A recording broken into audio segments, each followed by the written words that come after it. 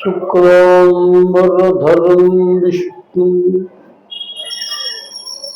शशिवर्णं चतुर्भुजं प्रसन्नवदनं ध्यायेत् सर्वविघ्नोपशान्तये। गजाननं भूतगणाधिसेवितं कपित्थजम्बूफलसारभक्षणम् उमासुतं शोकविनाशकारणं नमामि विघ्नेश्वर पादपङ्कजम्।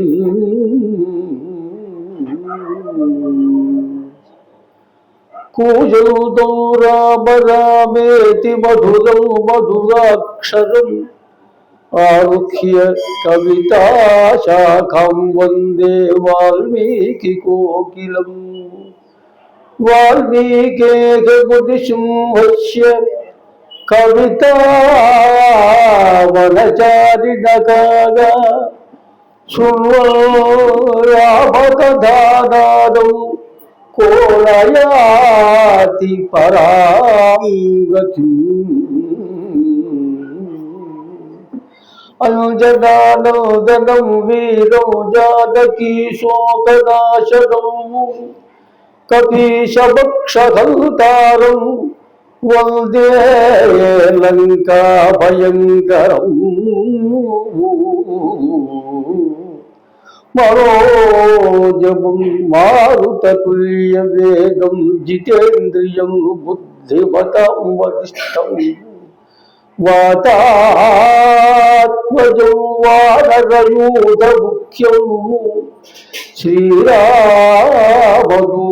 शिरसा नमामि।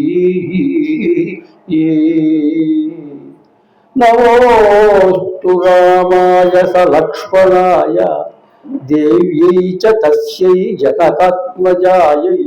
नमोऽस्तु रुद्रेन्द्रयमादिलेभ्यो नमोऽस्तु चन्द्रार्कमरुद्गणेभ्यः। जगच्चति बलो रामो लक्ष्मणश्च महाबलः राजा जयति सुग्रीवो राघवेणाभिपालितः।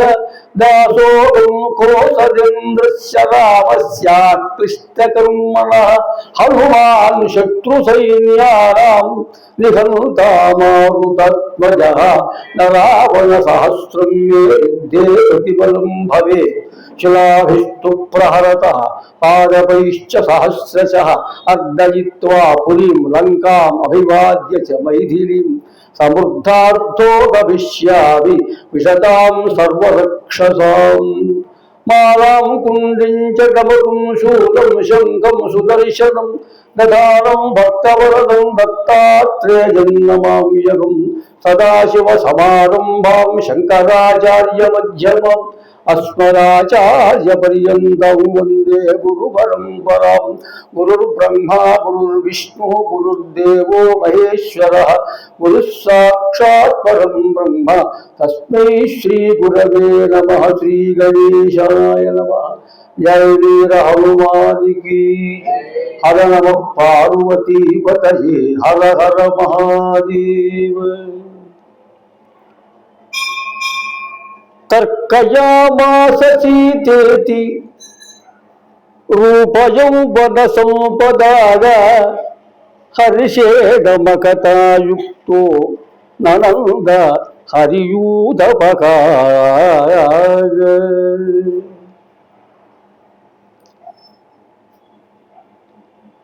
ఈ రోజు మూడవ రోజు సుందరకాండ ప్రవచనం ప్రారంభం కాబోతున్నది. ఈ రోజున నిన్నటి విషయం ఏమిటంటే పుష్పకుమారాన్ని ఎక్కి మొత్తము గాలించాడు స్వామి. సీతమ్మ వారు ఎక్కడైనా కనపడుతుందేమో అని అన్ని చోట్ల వెతికారు. అక్కడ ధర్మాధర్మాలను కూడా విచారణ చేశారు. నిద్రపోతూ ఉండేటువంటి యొక్క స్త్రీలను చూడటం అనేటువంటిది అధర్మం కాబట్టి నేను అధర్మం చేశానా అని చెప్పేసి కాసేపు ఆలోచన చేసి అయినా నా యొక్క మనస్సు నిగ్రహం తప్పలేదు. వాళ్ళని చూడటానికి నేను రాలేదు. అమ్మవారు ఎక్కడైనా దొరుకుతుందేమో కనపడుతుందేమో అని చూద్దామని వచ్చాను కదా. నా మనస్సు ఎలాంటి వికారాన్ని పొందలేదు కాబట్టి అది దోషం కాదు అని మరి వారే మళ్ళా స్వామివారు అలాగా సమర్థించుకొని అది తప్పు కాదు అని నిర్ణయం చేసుకున్నారు స్వామి. ముందుకు వెళితే అక్కడ రావణాసురుని యొక్క పక్కన ఆయన యొక్క పట్టపు దేవి పట్ట మహిషి మండోదరీదేవి పడుకొని ఉన్నది. ఆమె ఎలా ఉన్నది అంటే సీతమ్మ వారి లాగానే ఈయన కనిపించింది. సీతేతి రూపయౌవన సంపద. ఎందుకు ఆమెనలాగా సీతమ్మ వారిని ఈయన అనుకున్నారు? అక్కడ కారణం ఉంది. ఆమె యొక్క లోకోత్తరమైనటువంటి యొక్క ఆ సౌందర్యాన్ని చూచారు. అంత సౌందర్యం ఇప్పటిదాకా ఆయన చాలామంది స్త్రీలను చూచారు. వాళ్ళందరినీ రావణాసురుడు తీసుకొచ్చారు. దాదాపుగా 7,000 మంది ఉన్నారు. వారెవరు కూడా ఏలా లేరు. ఈ ఒక్కతే అలాగా ఉంది. పైగా రావణాసురుడు పక్కనే పడుకుని ఉంది కదా. ఈ బహుశా పట్టుకురానని చెప్పేసి ఆయన అనుకున్నారు. ఓ ఈమె సీతగా ఉంది, ఎంత అందంగా ఉన్నది ఈమె. ఆమె యొక్క రూపాన్ని, ఆ యౌవనాన్ని, ఆమె సాముద్రిక లక్షణాలని, ఉత్తమ జాతికి ఉండేటువంటి యొక్క లక్షణాలన్నీ కూడా ఆమెలో వారికి కనిపించాయి. అది చూచి సీతమ్మ వారి అని అనుకున్నారు. చాలా ఆనందాన్ని పొందారు. అక్కడే ఉండేటువంటి యొక్క ఆ స్తంభాల మీదకి గబగబా ఉత్సాహంతో పైకి గబగబా ఎగిరారు, పైకి పాకారు, కిందికి దిగారు, మళ్ళా అక్కడి నుంచి ఇంకో స్తంభం దగ్గరికి వెళ్ళారు, పాకారు, ఆనందాన్ని పొందారు. ఆనందాన్ని పొందిన తర్వాత ఆయనకి వెంటనే ఒక ఆలోచన వచ్చింది. ఏంటి ఏమని చూచి నేను ఆనందాన్ని పొందుతున్నాను, ఏమిటి భ్రమపడ్డానా ఏమైనా? నిజంగా సీత అయితే ఇలా ఉంటుందా? మా అమ్మ సీతమ్మ ఆ రామచంద్ర ప్రభువు వారి యొక్క ఇల్లాలు పతివ్రత శిరోమణి. ఆమె ఈ రావణాసురుడు యొక్క ఈ పడక గదిలో ఆయన పక్కన పడుకొని ఉంటుందా? పడుకొని శుభ్రంగా హాయిగా నిద్రపోతూ ఉంటుందా సుఖంగా? ఎంత పొరపాటుగా ఆలోచించారు. కాదు, ఈమె మరి ఎవరో అయి ఉంటుంది. తమ స్త్రీగానే ఉన్నది, అందంగానే ఉన్నది. అయినప్పటికీ కూడా మా సీతమ్మ వారు అయితే కాదు అని నా మనస్సు చెబుతున్నది అనేది మళ్ళా భావన చేశారు. అయితే ఇక్కడ ఒక ప్రశ్న ఉంది. ఇక్కడ వాల్మీకి రామాయణం కాకుండా మనకి ఎన్నో రామాయణాలు మనకి మహర్షులు వారి యొక్క దివ్య దృష్టితోటి వారికి వచ్చినటువంటి యొక్క అద్భుతమైనటువంటి ఆలోచనలతోటి రాశారు. హనుమద్ రామాయణం ఉంది, అధ్యాత్మ రామాయణం ఉంది, నారా రామాయణ సాగరం ఉంది. అలాగే ఇంకా అనేక రకాల రామాయణాలన్నీ ఎన్నో ఉన్నాయి. ఇలాంటి రామాయణాల్లో మనకి అంటే ఇక్కడ రామాయణంలో కనబడినటువంటి యొక్క విషయాలు, మనము సందేహించేటువంటి యొక్క విషయాలు, ఈ విషయాలన్నిటికీ కూడా ఆ రామాయణాల్లో మనకి చక్కగా సమాధానం దొరుకుతుంది. రామాయణాలే కాదు, మనకి 18 పురాణాలు ఉన్నాయి కదండి. అష్టాదశ పురాణానాం కర్త సత్యవతీ సుతః. 18 పురాణాలని సత్యవతీ కుమారుడైనటువంటి యొక్క పరమపూజ్యుడు త్రిమూర్త్యాత్మకమైన స్వరూపుడు వ్యాస భగవానుడు రచించారు. అన్ని పురాణాలలో కూడా రామచరిత్ర వస్తుంది. కేవలం ఆ పురాణాల్లో ఉండే అనేక విషయాలు, అనేక రాజుల యొక్క చరిత్రలు, మహర్షుల యొక్క చరిత్రలు, భక్తుల యొక్క చరిత్రలు, భక్తిని గూర్చి, ధర్మాన్ని గూర్చి, అధర్మాన్ని గూర్చి ఎన్నో విషయాలు మనకి పురాణాల్లో చెప్పబడ్డాయి. లౌకిక విషయాలు, అలౌకిక విషయాలు, ఆధ్యాత్మిక విషయాలు, పరలోక విషయాలు, నరకలోక విషయాలు, మోక్షానికి సంబంధించిన విషయాలు ఒకటైతే నయమే, సమస్త విషయాలు కూడా పురాణాల్లో చెప్పబడ్డాయి. వాటితో పాటుగా మనకి ప్రతి పురాణంలో కూడా రామచరిత్ర కూడా చెప్పారు వ్యాస భగవాను. అలాంటి ఆ రామచరిత్రలో కొన్ని వాల్మీకుల్లో చెప్పబడిన విషయాలు మరి ఎందుకంటే వాల్మీకి మహర్షి ఎందుకు చెప్పలేరు, అక్కడ చెప్పారు ఏమిటి అనే ఒక ప్రశ్న రావచ్చు. ఇక్కడ విషయం ఏంటంటే వాల్మీకి రామాయణం అది కావ్యం, ఆది కావ్యం అన్నారు దాన్ని. దాన్ని ఇతిహాసంగా మనం చెబుతున్నాం. ఇతిహాసం అంటే ఒక చరిత్ర, ఒక కథ. ఆది కవి ఆయన సంస్కృతంలో మొట్టమొదటిసారిగా ఛందోబద్ధంగా అనుష్ఠుప్ ఛందస్సులో 24,000 శ్లోకాలను ప్రప్రథమంగా రచించినటువంటి వాడు వాల్మీకి మహర్షి తప్ప ఇంకో వారు ఎవరూ రాయలేదు. వాల్మీకి మహర్షి యొక్క రామాయణాన్ని, ఆ వాల్మీకి రామాయణాన్ని ఆదర్శంగా తీసుకొని కాళిదాసు గారు ఇంకా అనేక మంది భవభూతి మొదలైనటువంటి యొక్క కవులంతా కూడా రాశారు. వారు కావ్యాలను రాశారు, నాటకాలను రాశారు, భవభూతి ఉత్తరరామ చరిత్ర రాశారు. కాళిదాస్ గారు రఘువంశం, కుమార సంభవం ఇవన్నీ ఎన్నో గ్రంథాలు ఆయన కావ్యాలు, పంచకావ్యాలు రాశారు. పంచకావ్యాలంటే వేరే భారవి రాశారు, అలాగే మాధకవి రాశారు, మాధవని, దాన్ని శిశుపాలవధని కూడా అంటారు. ఇట్లాగా కాళిదాసు గారు అనేక మంది కవులు మరి రాముడి చరిత్రను ఆధారంగా తీసుకొని రచించారు. ఈ రకంగా మనకి రామాయణం అనేక గ్రంథాలలో రాయబడి ఉన్నది.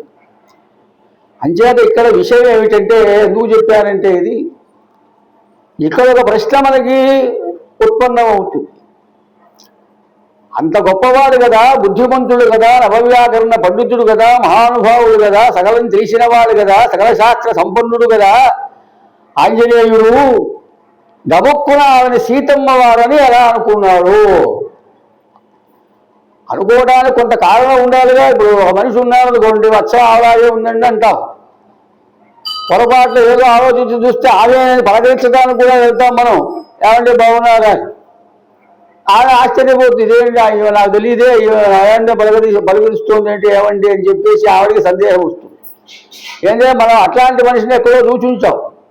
అలాంటి మనిషి మనకి తారసపడ్డప్పుడు రూపం మాత్రం అచ్చం అలాగే ఉంది, కానీ ఆ పేరు వేరు, అది ఆ ఊరు వేరు, ఆ వంశం వేరు, ఆ ఏదో 10,000 వచ్చి ఉంటుంది. అట్లాగా మనకి లోకల్లో కొన్ని విషయాలు మనకి తారసపడుతూ ఉంటాయి మనకి తెలియకుండా. అయ్యో ఆమె అనుకున్నానే, లేకపోతే ఆయనే అనుకున్నానే, ఇట్లా మనం అనుకుంటూ ఉంటాం. అలాగా ఇక్కడ స్వామివారి యొక్క ఆలోచన ఎలా ఉంది, వేరే ఆలోచన అసలు ఆయనకేమీ లేదు. అమ్మవారిని వెతకటంలోనే ఆయన సకలేంద్రియములు ఉన్నాయి, పనిచేస్తున్నాయి. మనస్సు, బుద్ధి అన్నీ కూడా ఆ అమ్మవారిని వెతకటం అందే పెట్టాడు ఆయన. ముందు నాకు అమ్మవారు కనపడాలి, చూడాలి నేను. ఈ విషయం గబగబా వెళ్ళి రామచంద్ర ప్రభువుకి చెప్పాలి. ఇదే ఆయనకి, ఇంకా వేరే ఆలోచన లేదు స్వామివారికి. ఇలాంటి ఆలోచనలో ఉన్నాడు కాబట్టి ఈమె యొక్క అందము, ఈమె కూడా పతివ్రత మండోదరి, సామాన్యురాలేం కాదు.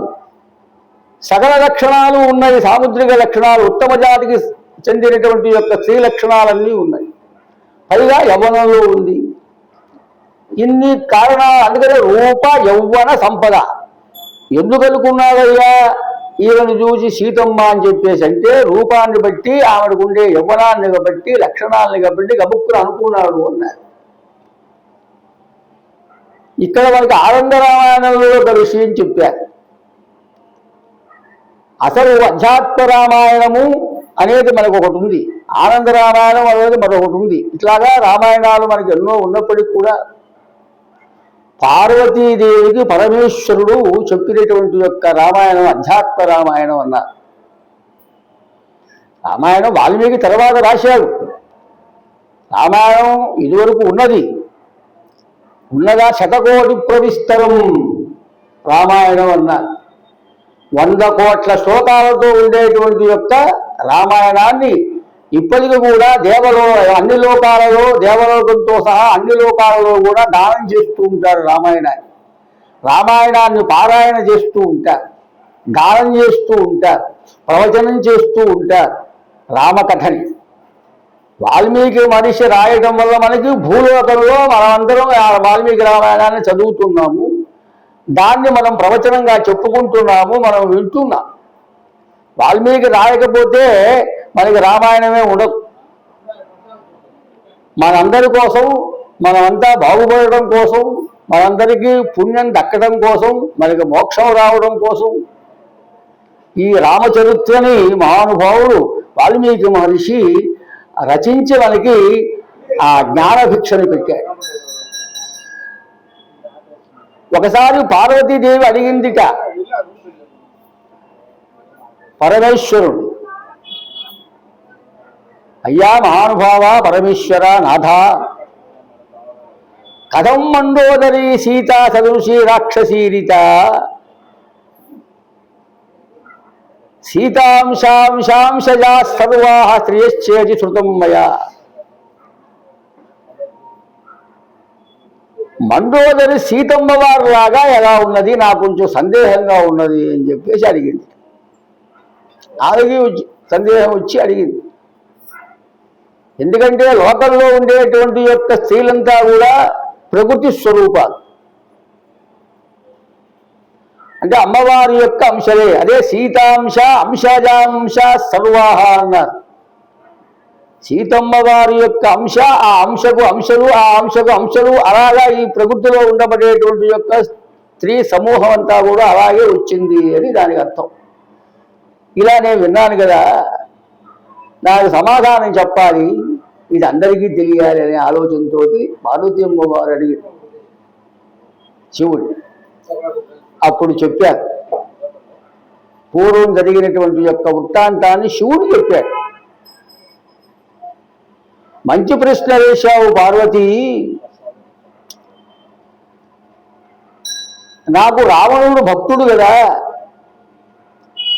అందువల్ల ఒకసారి కైలాస పర్వతానికి వచ్చి నా దగ్గరికి వచ్చాడు రావణుడు.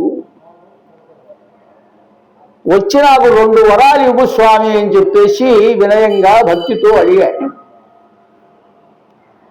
ఏమిటా 2 వరాలు? ఆత్మలింగంచ మన్మాత్రే, మా తల్లి కోసమై ఆత్మలింగాన్ని మీరు నాకు ప్రసాదించాలి అన్నాడు, అంటే ఇవ్వాలి అని. నాకు భార్య కోసం పార్వతీదేవిని ఇవ్వాలని కూడా అడిగాడు. మరి ఏ ఆలోచనలో ఉన్నాడో, జ్ఞానంతోనో అజ్ఞానంతో ఉన్నాడో ఏమో అర్థం కాలేదు కానీ అడిగాడు.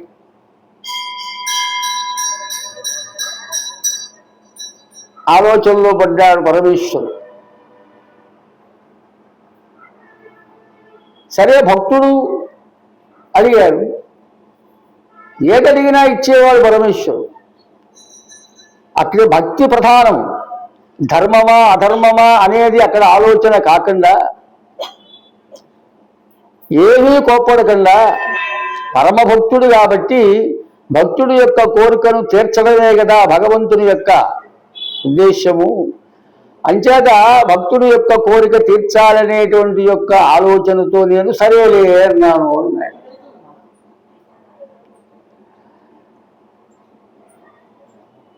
సరే, మొదటి కోరిక ఆత్మలింగం అన్నాడుగా, ఈ ఆత్మలింగాన్ని ఇచ్చేటప్పుడు ఒక మాట చెప్పా, రావణ, నువ్వు భక్తుడివి కాబట్టి నా కోసం అనేక వేల సంవత్సరాలు తపస్సు చేశావు, నన్నే భజిస్తున్నావు, అంచేత నేను కాదనలేక నీకు మాత్రమే ఇస్తున్న ఆత్మలింగాన్ని. అయితే ఇది ఒక కండిషన్ అన్నాడు ఆయన, నువ్వు తీసుకువెళ్ళు, వెళ్ళేటప్పుడు నీ లింగాన్ని చేత్తోనే అలా పట్టుకొని వెళ్ళాలి, కింద ఎక్కడా పెట్టకో. ఒకవేళ పొరపాటుగా పెట్టాలి అనుకో, ఇక ఆ లింగంలో నా శక్తి ఉండదు, అంటే నేను ఉండను అని. నా సంబంధమైనటువంటి యొక్క శక్తి ఉండదు.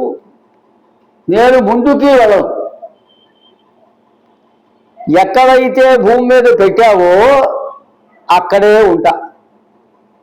బాగా ఆలోచించుకొని జాగ్రత్తగా అప్రమత్తుడై నేను ఇచ్చినటువంటి యొక్క ఆత్మలింగాన్ని తీసుకొని వెళ్ళవయ్యా అని నేను చెప్పా. సరే స్వామి, అలాగే మీరు చెప్పినట్లే చేస్తానని ఆత్మలింగాన్ని తీసుకొని బయలుదేరాడు. బయలుదేరితే బయలుదేరి వెళ్ళాడు, వెళ్తూ ఉన్నాడు. ఇది జరిగింది. సరే, రెండవ కోరిక ఏమిటి? పార్వతీ అమ్మవారిని నాకు భార్యగా ఇవ్వాలి అన్నాడు. అది రెండోది. చేసేది లేక ఆమెను కూడా పంపించాడు. అంటే నేను పంపించాను అని చెబుతున్నాడు పార్వతీదేవికి పరమేశ్వరుడు. సరే, నువ్వు వెళ్తున్నావు కదా, అప్పుడు నువ్వు వెళ్తూ ఏం చేశావంటే, రావణాసురుడు ముందు వెళ్తున్నాడు, వెనకాల వెళ్తుందిట. ఇదేమిటిరా వీడు ఇలా అడిగాడు, ఏమిటి పరిస్థితి అని చెప్పేసి ఆవిడ కళ్ళు మూసుకొని ఒక్కసారి నారాయణమూర్తిని ప్రార్థన చేసింది, విష్ణుమూర్తిని ప్రార్థన చేసిందిట. విష్ణుమూర్తిని ప్రార్థన చేస్తే ఆయనకు అర్థమై వెంటనే ఆయన ఒక బ్రాహ్మణ రూపాన్ని ధరించి వచ్చాడు. విష్ణువు రావణాసురుడి దగ్గరికి వెళ్ళాడు. రావణాసురుడి దగ్గరికి వెళ్ళాడు. రావణాసురుడు చూచాడు. ఆయన అనుకున్నాడు, రావణాసురుడు ఎవరైనా ఇక్కడ కనపడితే బాగుండును అని అనుకుంటూ ఉన్నాడు. వెంటనే కనపడ్డాడు ఈ బ్రాహ్మణుడు, అంటే నారాయణమూర్తి. ఈయనకి గబుక్కున అవతలికి వెళ్ళాల్సి వచ్చిందిట, లఘుశంక అంటే మూత్రానికి వెళ్ళాల్సి వచ్చిందిట తొందరగా. వాళ్ళ చేతిలో ఉంటే ఎట్లా వెళ్తాడు? రెండు చేతులతో పట్టుకున్నాడు ఆత్మలింగాన్ని. బాబు, అదృష్టం కొద్దీ మీరు కనిపించారు నాయన బ్రాహ్మణోత్తమ, కాసేపు ఈ లింగాన్ని మీరు పట్టుకోండి, నేను చాలా తొందరగా అలా వెళ్ళొస్తాను. పొరపాటున కూడా నేను వచ్చేంత వరకు మీరు అది కింద పెట్టొద్దు, అలా పట్టుకొని ఉండండి బాబు అని బతిమిలాగాడు. సరేలా వెళ్ళిరాపో అన్నాడు. పట్టుకొని ఉన్నాడు. కాసేపు ఈయన అనుకున్నంతసేపు చూశాడు. ఆయన రావటం ఆలస్యం అయిపోయింది.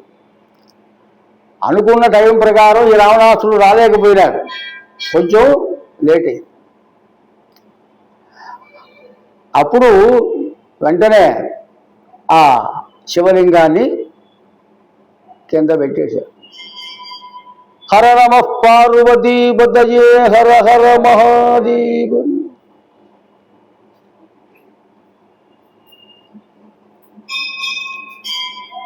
ఇలా జరిగింది. తరువాత మరి ఈ మండోదరి పరిస్థితి ఏంటి? ఈవిడ పరిస్థితి. ఈయనేం చేశాట, ఇదొకటే కాకుండా విష్ణుమూర్తి వారు పార్వతీ అమ్మవారు ప్రార్థన చేసింది కాబట్టి గంధము చెక్కతోటి ఒక అచ్చము పార్వతీ అమ్మవారిలాగానే ఉండే విధంగా తన యొక్క అద్భుతమైన మాయాశక్తితో ఒక చందనాన్ని ఒక బొమ్మగా తయారు చేసి జీవం పోసి అచ్చము పార్వతీదేవి ఉన్నట్లుగానే ఆమెను తయారు చేశాట. ఆమెని తీసుకెళ్ళి ఎక్కడ పెట్టాడు? మయుడని ఒకడు ఉన్నాడు, రాక్షసుడు, పాతాళ లోకంలో ఉంటాడు. ఆ మయుడనే రాక్షసుడికి తీసుకెళ్ళి ఇచ్చాయట. వాళ్ళకి ఏముంది, క్షణాల్లో జరిగిపోతుంది వ్యవహారం.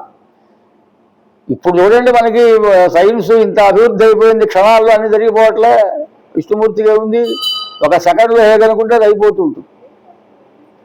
అంచేది ఆ రకంగా ఇది మయుడి దగ్గర నీకు ఈ అమ్మాయిని ఉంచవయ్యా, నువ్వు పెంచుతూ ఉండు అని చెప్పేసి ఈ గంధం చెక్కతో చేసినటువంటి యొక్క ఆ పార్వతీ అమ్మవారిని ఆ మయుడికి ఇచ్చాడు. సరే, ఆయన అక్కడ పాతాళ లోకంలో తన కూతురుగా పెంచుకుంటూ ఉన్నాడు.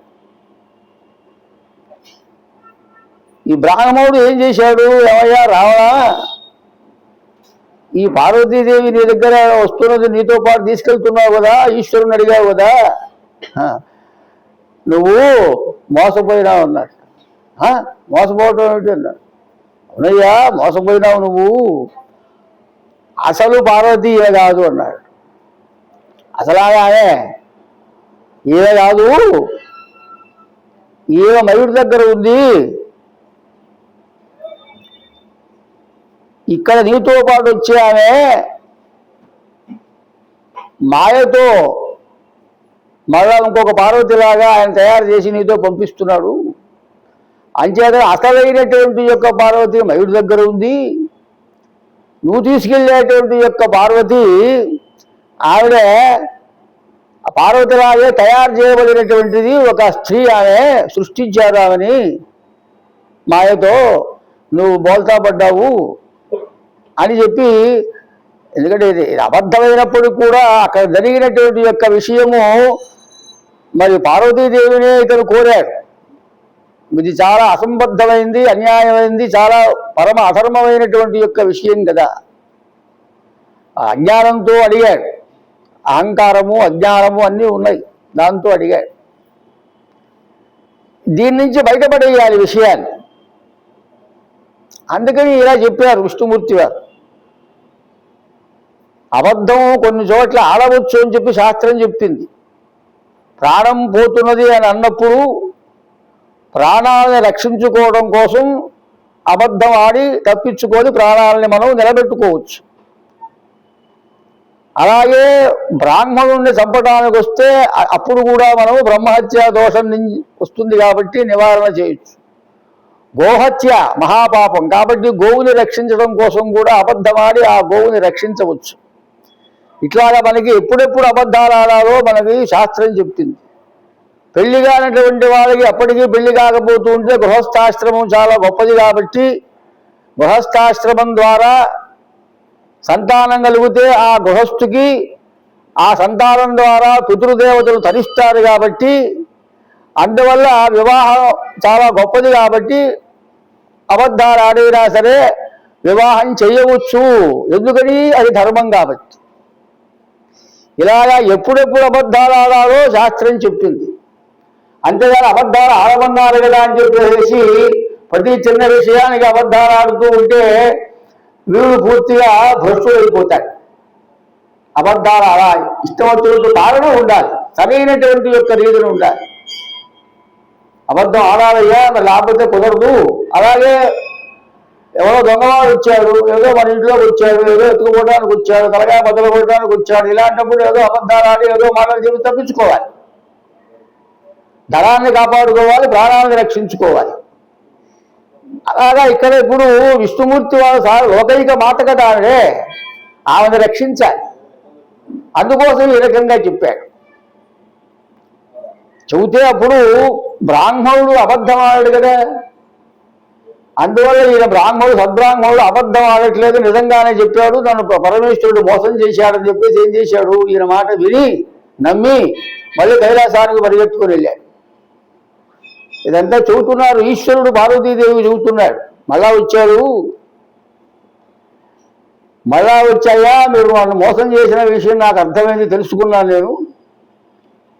అసలైనటువంటి యొక్క ఆమెనేమో అక్కడ పెట్టారు మయుడి దగ్గర,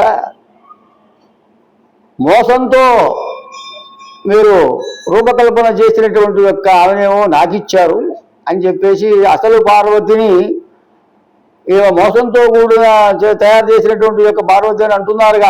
అవును అసలు పార్వతిని అప్పుడు ఆయనకి ఇచ్చాడు, తీసుకెళ్ళి ఈశ్వరుడికి ఇచ్చేసి అప్పుడు వెంటనే ఆలస్యం చేయకుండా పాతాళ లోకానికి వెళ్ళి మయుడి దగ్గర ఉండేటువంటి యొక్క ఆ విష్ణుమూర్తి వారు ఇచ్చినటువంటి ఏ పార్వతీదేవి అయితే ఉందో ఆ చందనంబొమ్మతో తయారు చేసి ఇచ్చారు కదా అమ్మవారిని, ఆ పార్వతి మండోదరిని కూడా పేరు ఈయనే పెట్టారు. మంద ఉదరి అంటే మంద అంటే చాలా బక్కగా ఉండేటువంటిది, సన్నగా ఉండేటువంటిది అని అర్థం. మండలం అంటే అలంకారం, పొట్టంతా చాలా అందంగా ఉంటుందిట. మండోదరి మండ మండ ఈ రెండు పేర్లతో కూడా పిలుస్తూ ఉంటారు. అందువల్ల ఈమె సాక్షాత్ విష్ణుమూర్తి వారి చేతనే ఆవిడే ఆ రూపాన్ని, అందమైనటువంటి యొక్క రూపాన్ని పొందబడి ఉన్నది కాబట్టి ఉత్తమ జాతి లక్షణాలతో, అందమైన రూపంతో, యవ్వనంతో ఉన్నదయ్యా. అందువల్ల సీతమ్మ వారే అని ఆంజనేయ స్వామి అనుకోవటానికి ఇంత పెద్ద కారణం ఉంది. లేకపోతే ఆయన ఆ మండోదరిని చూసి సీతమ్మ వారిని అసలు ఎప్పుడు పొరపాటును కూడా అనుకోరు. ఇది విష్ణుమూర్తి వారు చేసినటువంటి యొక్క విషయము, జరిగినటువంటి యొక్క కథ ఇది అని చెప్పేసి పార్వతీదేవికి ఆవిడ అడిగితే పరమేశ్వరుడు చెప్పిన మాట. అదైన తర్వాత సరే, ఇక ఆత్మలింగం యొక్క విషయం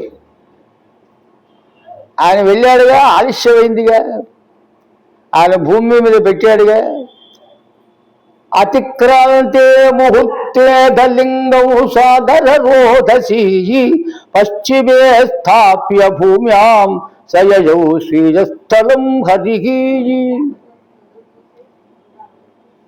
రావణాసుడు రావడం ఆలస్యం అయ్యేటప్పటికీ ఆ లింగాన్ని అక్కడ కిందనే పెట్టి బయలుదేరి వెళ్ళిపోయినాడు విష్ణుమూర్తి. మరి మాట్లాడలేక ఎప్పుడైతే ఆ యొక్క ఆత్మలింగాన్ని భూమి మీద ఆయన సముద్రానికి దగ్గరలోనే పెట్టారో అక్కడ పెద్ద గొయ్యిలాగా పడింది. గర్త కర్ణరంధ్ర సదృశ సచ్చరస్థలే. ఆ శివలింగం ఎక్కడైతే పెట్టారో అక్కడ ఒక పెద్ద రంధ్రలా, గుంటలాగా పడిందన్నమాట. ఆ గుంటలా ఉందిట, ఆవు యొక్క చెవులాగా ఉన్నది. ఆవు యొక్క చెవు లోపల రంధ్రం ఎలా అయితే ఉంటుందో అంత రంధ్రము భూమి మీద పడింది అనమాట.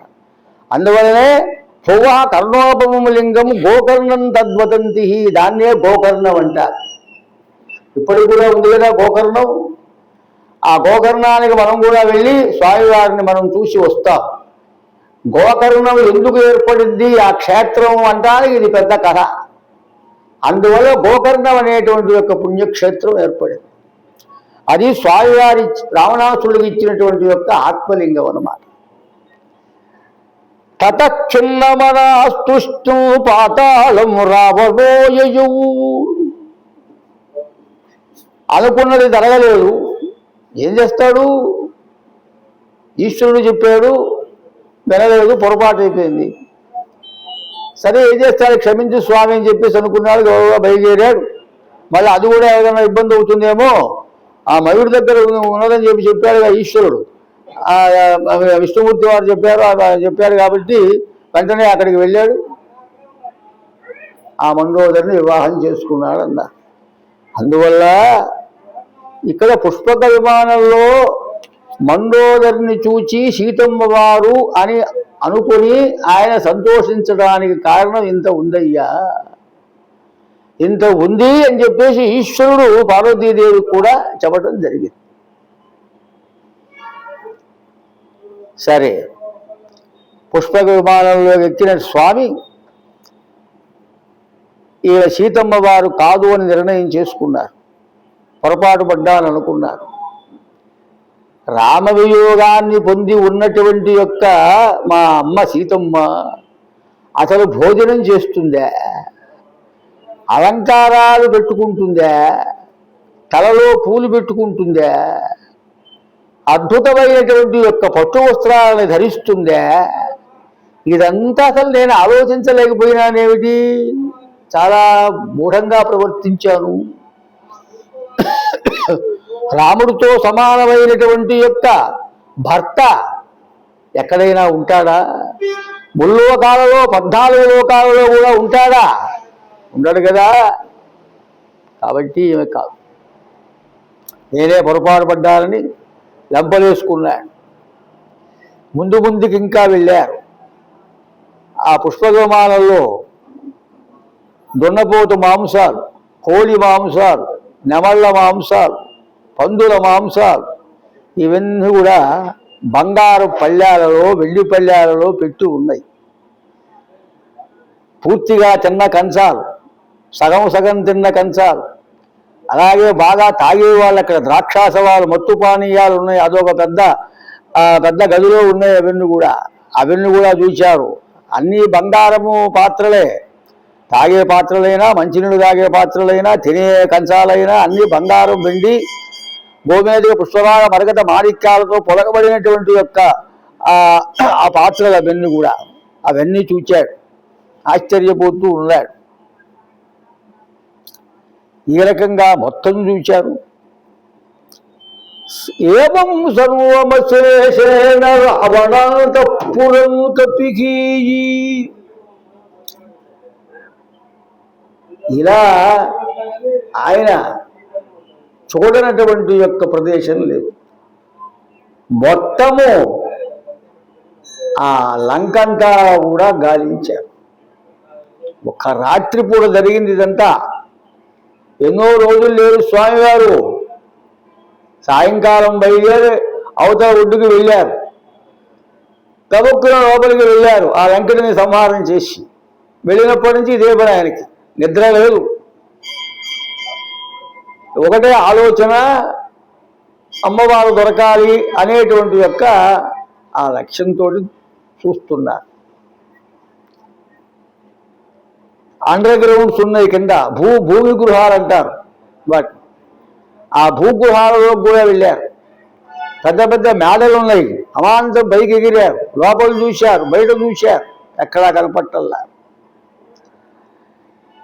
విసుగొస్తున్నది పాపం ఆయనకి.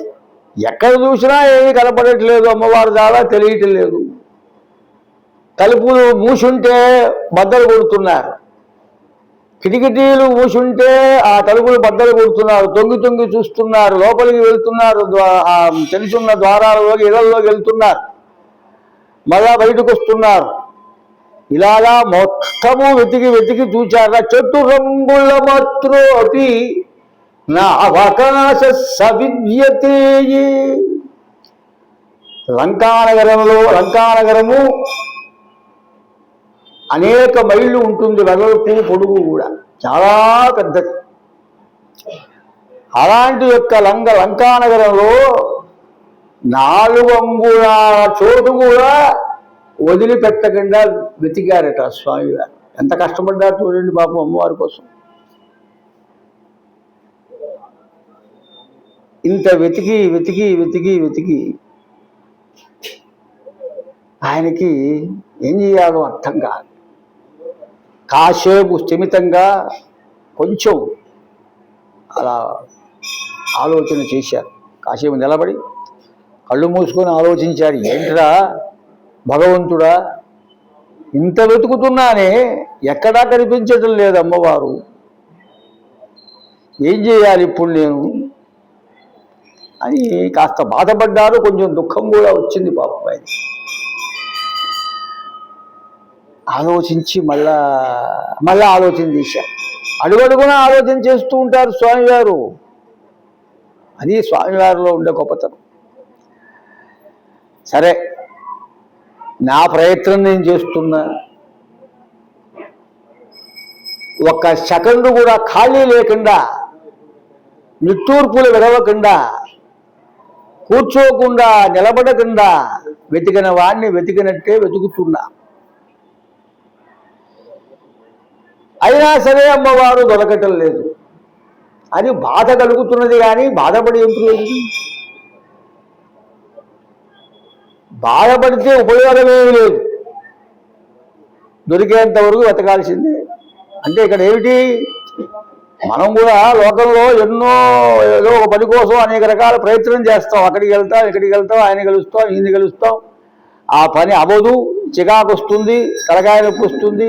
ఆ పని నేను చేయని చెప్పి మనకు కోపం కూడా వస్తుంది.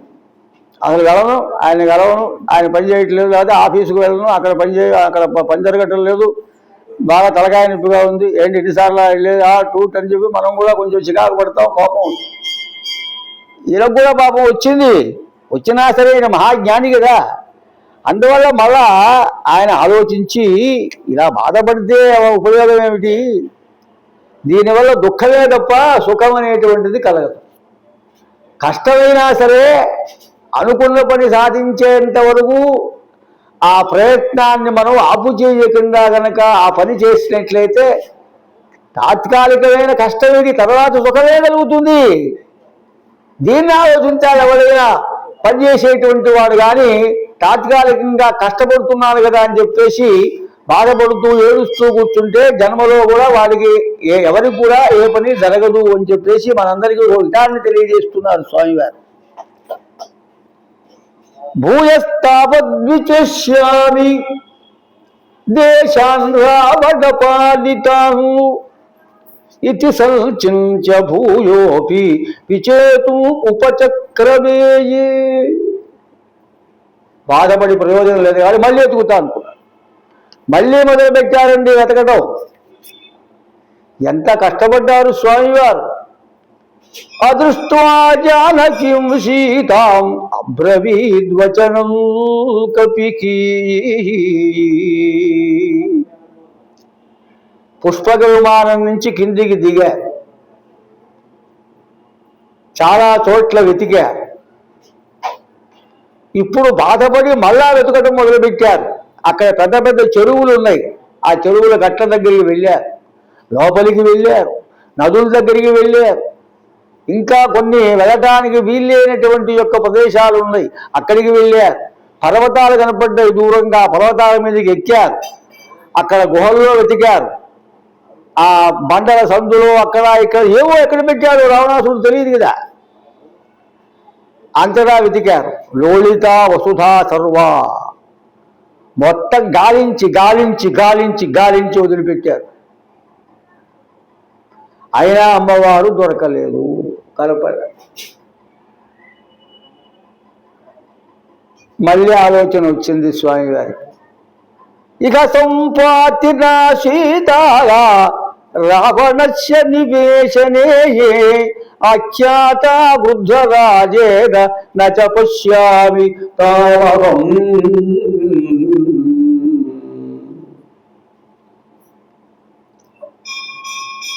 సంపాతి, సంపాతి అంటే జటాయువు యొక్క అన్న. ఆ సంపాతి చెప్పింది కదా, లంకానగరంలో ఉన్నది సీతమ్మ వారు, అక్కడ వెళ్ళండి అయ్యా, సముద్రం దాటి వెళ్ళాలి అని చెప్పింది కదా. ఆ మాటను పట్టుకునే కదా నేను వచ్చా. మా వాళ్ళందరూ, మా వానరు వీళ్ళందరూ నన్ను పంపించారు. మరి వచ్చా, వెతుకుతున్నా లంకానగరంలో. ఎన్నో గంటల బట్టి వెతుకుతున్నా కానీ కనిపించటం లేదే. ఏమిటి, ఏం జరుగుతుందబ్బా? ఒకవేళ సీతమ్మ వారికి ఏమైనా జరిగిందా, ప్రమాదం ఏమైనా జరిగిందా, లేకపోతే దుర్మార్గుడైనటువంటి యొక్క రావణాసుడికి వశమైందా? వాడు మాయావి కదా, బలపరాక్రమాలు గలవాడు. ఏం చేయలేక, ఎవరూ లేక, రక్షించేవాడు ఎవరూ లేక, స్త్రీ అవ్వటం వలన ఏమీ చేయలేక రావణాసుడికి ఏమైనా వశమైందా? ఏమిటబ్బా? లేకపోతే రామా, లక్ష్మణ, కౌసల్య, అయోధ్య అని ఈ రకంగా పెద్దగా అరుస్తూ బాధపడి మనస్సులో దిగులు చెంది నేను ఇంక ఏమి చేయలేను, అనవసరం, నేను బ్రతికి ఉండటం అనవసరం అని చెప్పేసి ప్రాణత్యాగం ఏమైనా చేసిందా? చనిపోయి ఉంటుందా? ఉంటే దొరకాలి కదా. ఇంతసేపు నేను ఎదుగుతుంటే ఎక్కడా కనిపించలేదే, ఏమిటబ్బా అని ఈ రకంగా ఆయన కూడా పాపం బాధపడుతూ ఇలా అనుకుంటున్నా. రామస్య ప్రియ భార్యస్య నివేదయుతుం క్షమాగా నివేద్యమానే దోషస్యాతు దోషస్యాదనివేదనేయే ఘోరమారోధనం మన్యే గతే మై భవిష్యతి.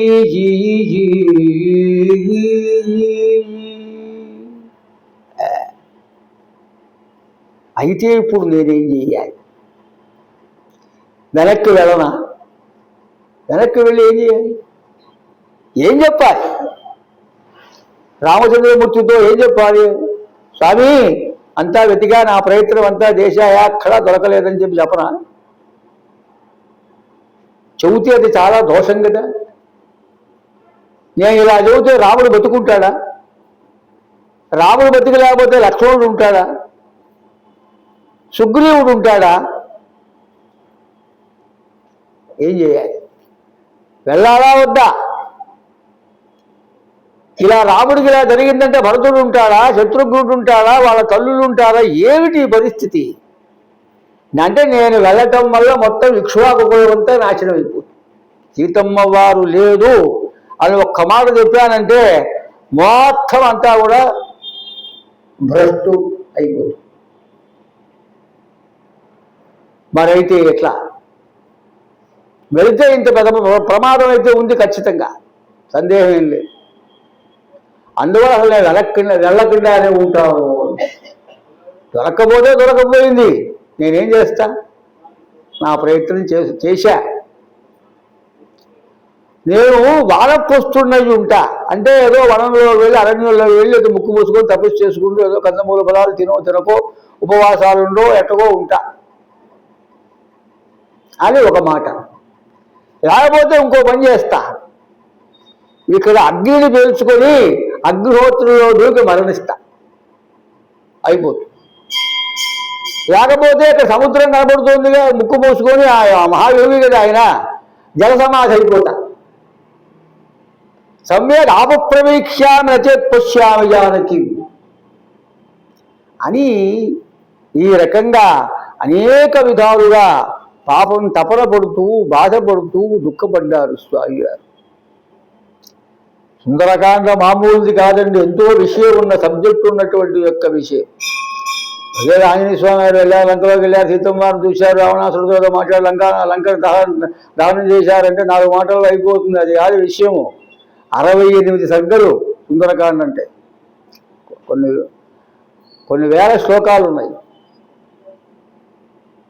సుందరకాండ వినటం వల్ల మన బుద్ధికి పదును పెరుగుతుంది, మనకి మంచి జ్ఞానం కలుగుతుంది, ఐశ్వర్యం కలుగుతుంది, ఆధ్యాత్మిక చింతన కలుగుతుంది, అనుకున్న పనులు నెరవేరుతాయి, ఒకటైతే నైవే.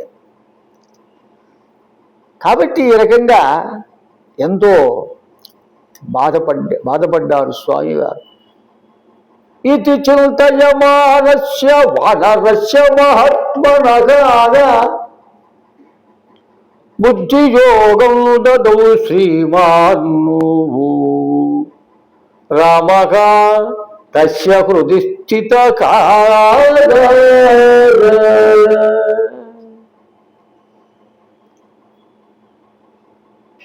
ఇలా మనస్సుతో పాపం చాలా బాధపడుతుంది.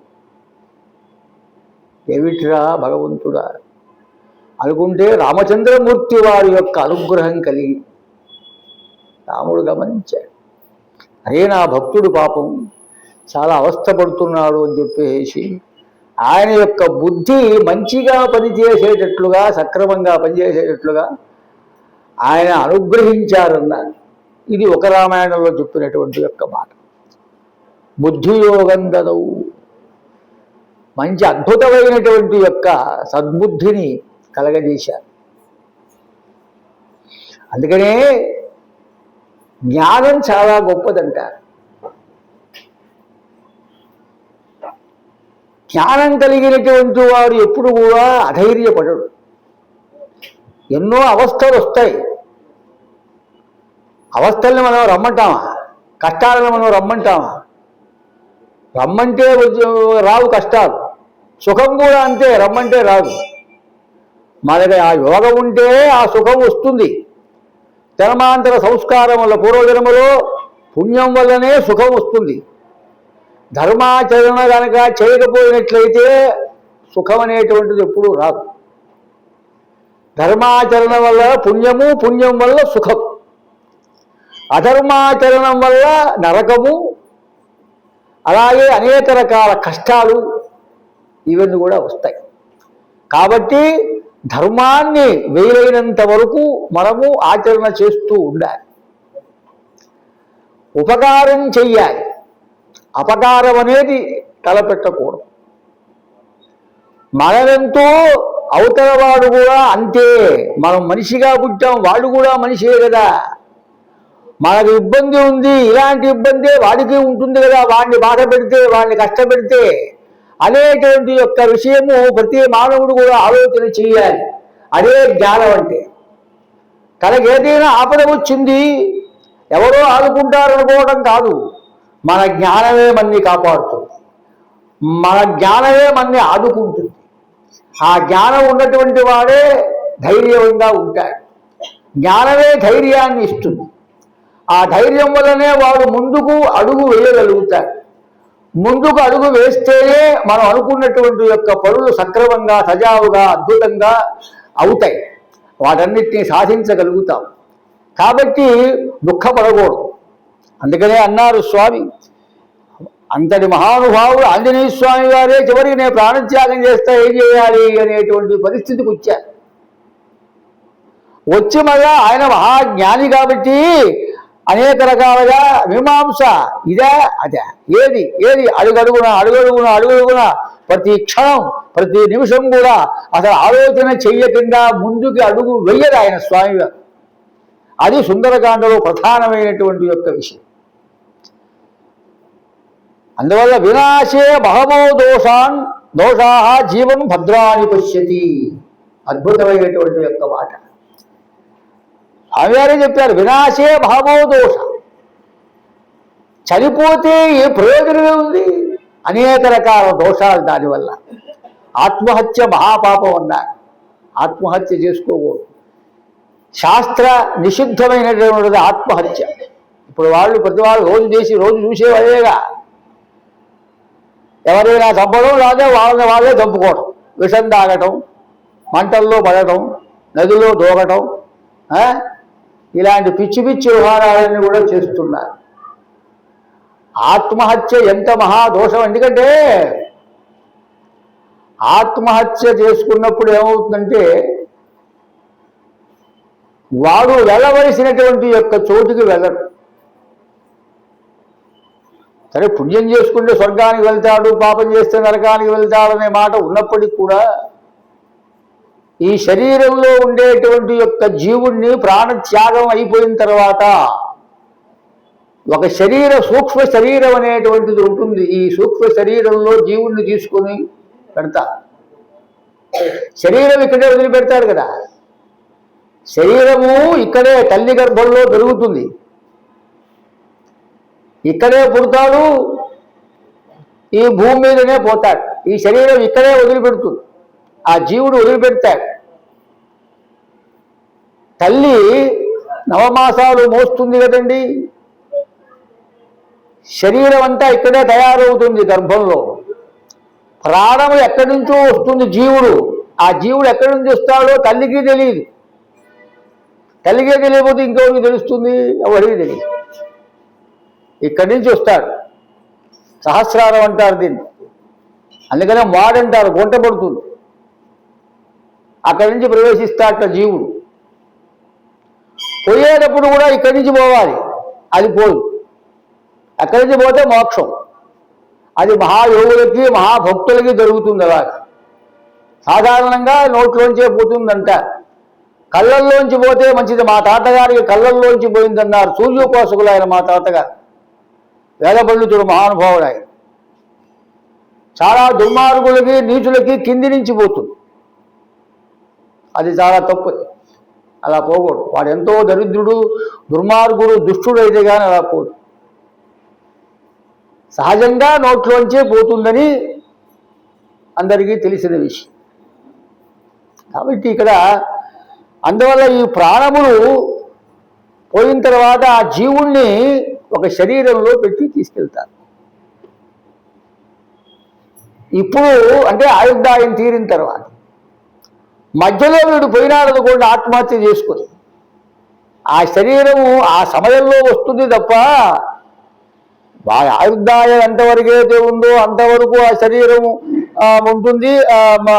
కాబట్టి ఆ శరీరం సూక్ష్మ శరీరం వస్తుంది, దాంట్లో ఆ జీవుణ్ణి ప్రవేశింపజేసి తీసుకువెళ్తారు.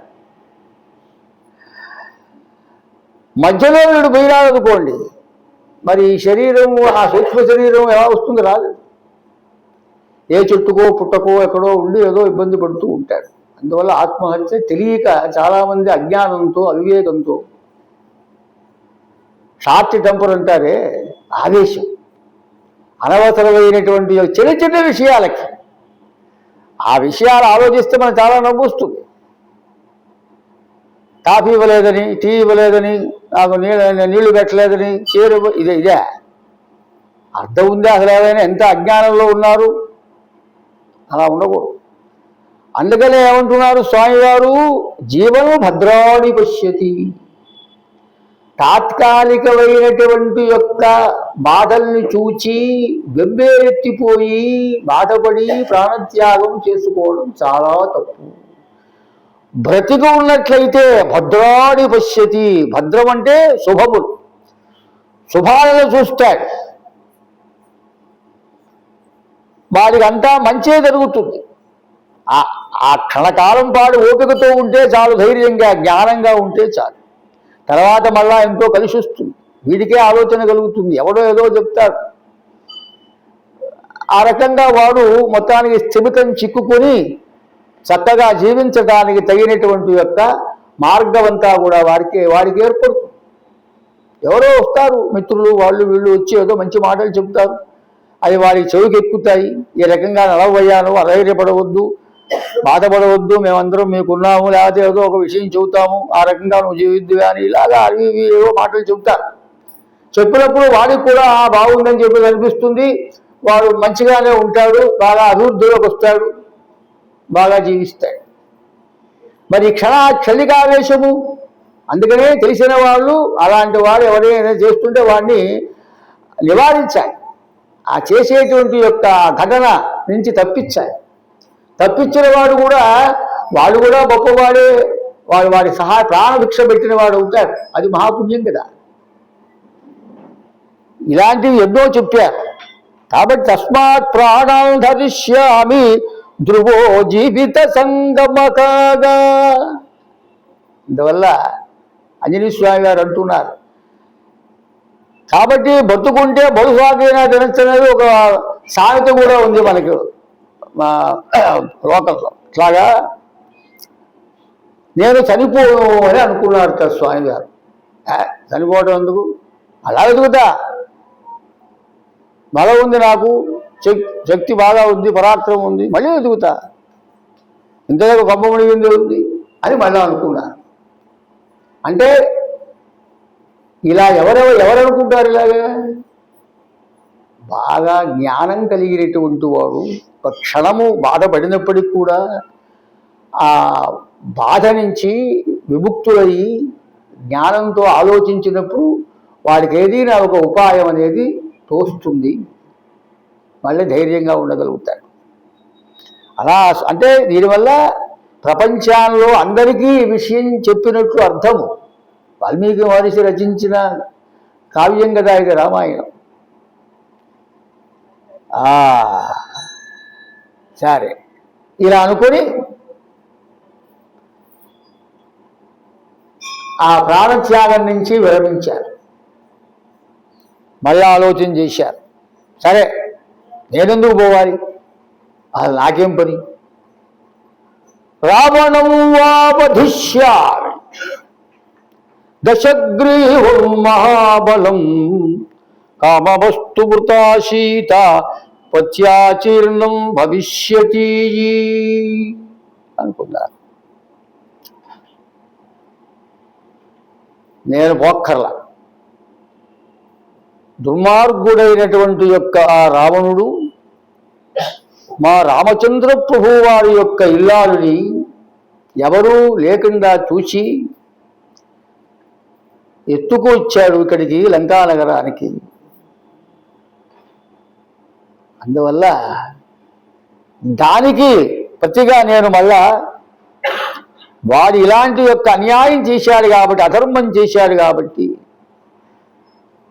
దానికి నేను వాడిని చంపుతానన్న. రావణాసురుని వదిలిపెట్టే ప్రసక్తే లేదు.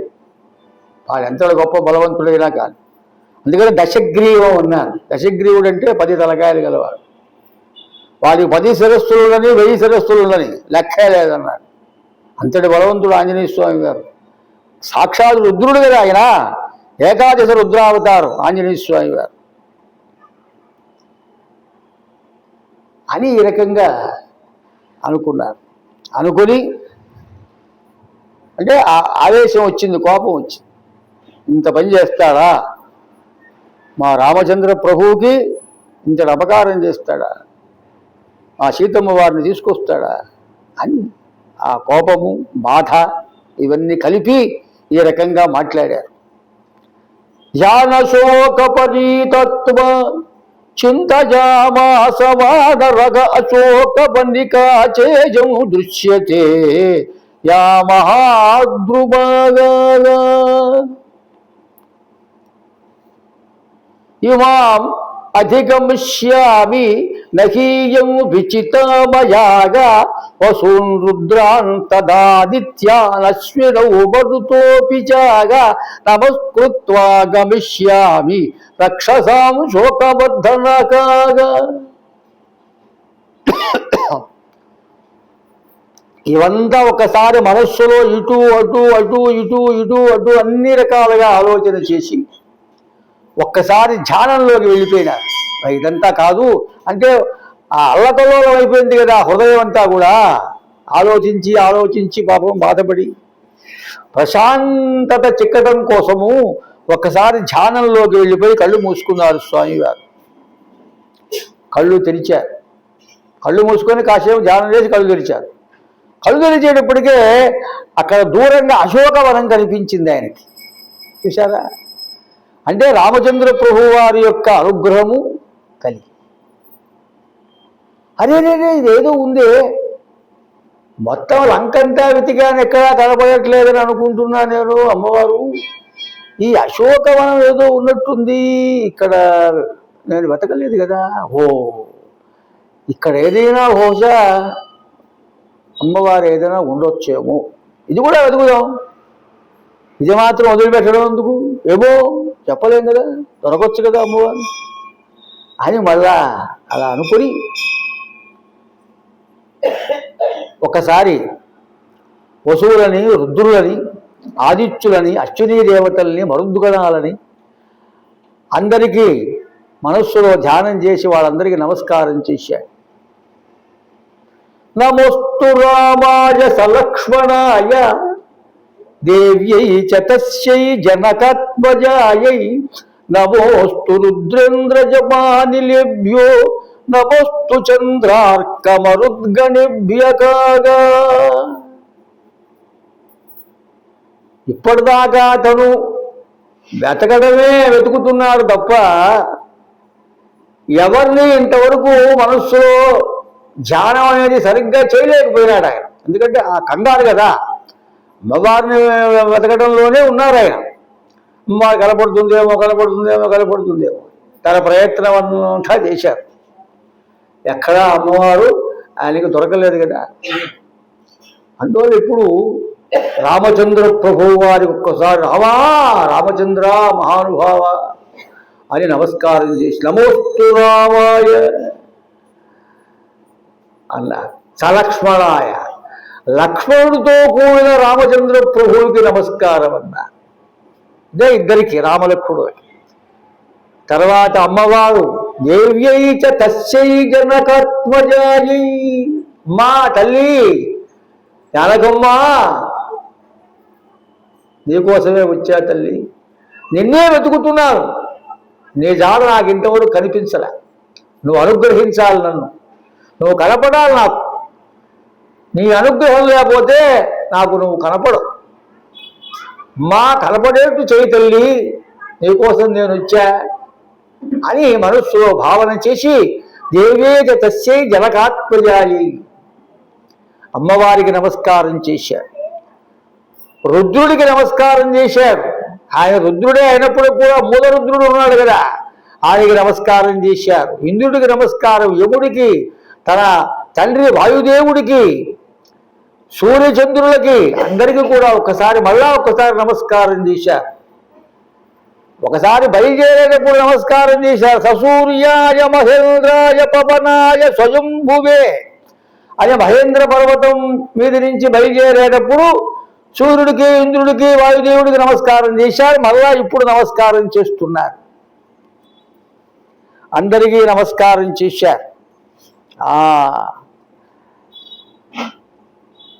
జాముక్త యువనారాచకపు వృక్షవాటికము హనుమత వేగపత కంపితస్తే నగోత్తమాగా పుష్పవర్ణ ఫలాన్యాసుముచు పుష్పశాలిన కాగా. ఒక్కసారి ఆ ఆలోచన వచ్చిన తెవరుగా అమాంతం పైకి ఎగిరారు. అక్కడ పెద్ద కోట గోడ ఉన్నది, ఆ అవతల అశోకవనం. ఆ గోడ మీద ఒక్కసారి లంఘించారన్నమాట, పైకి ఎగిరారు. అంటే ఆ గోడ దూకి ఆ లోపలికి కిందికి దిగటానికి. ఆ ఆంజనేయ స్వామి వారి యొక్క అద్భుతమైన వేగానికి అక్కడ ఉండేటువంటి యొక్క ఈ చెట్లన్నీ కూడా భూకంపం వస్తేనో లేకపోతే పెద్ద గాలి వీస్తేనో, తుఫాన్ లాంటి ఆ గాలి వీస్తేనో చెట్లు కదులుతాయే, అట్లాగా ఆ కొమ్మలు, దానికి ఉండే పూలు, కాయలు అన్నీ కింద పడ్డాయి.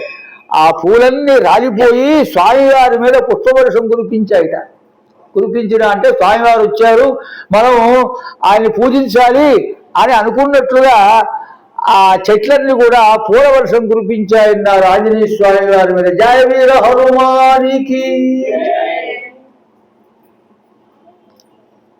ఇలాగా స్వామివారు ఆ అశోకవనం వైపుగా బయలుదేరి వెళ్ళారు.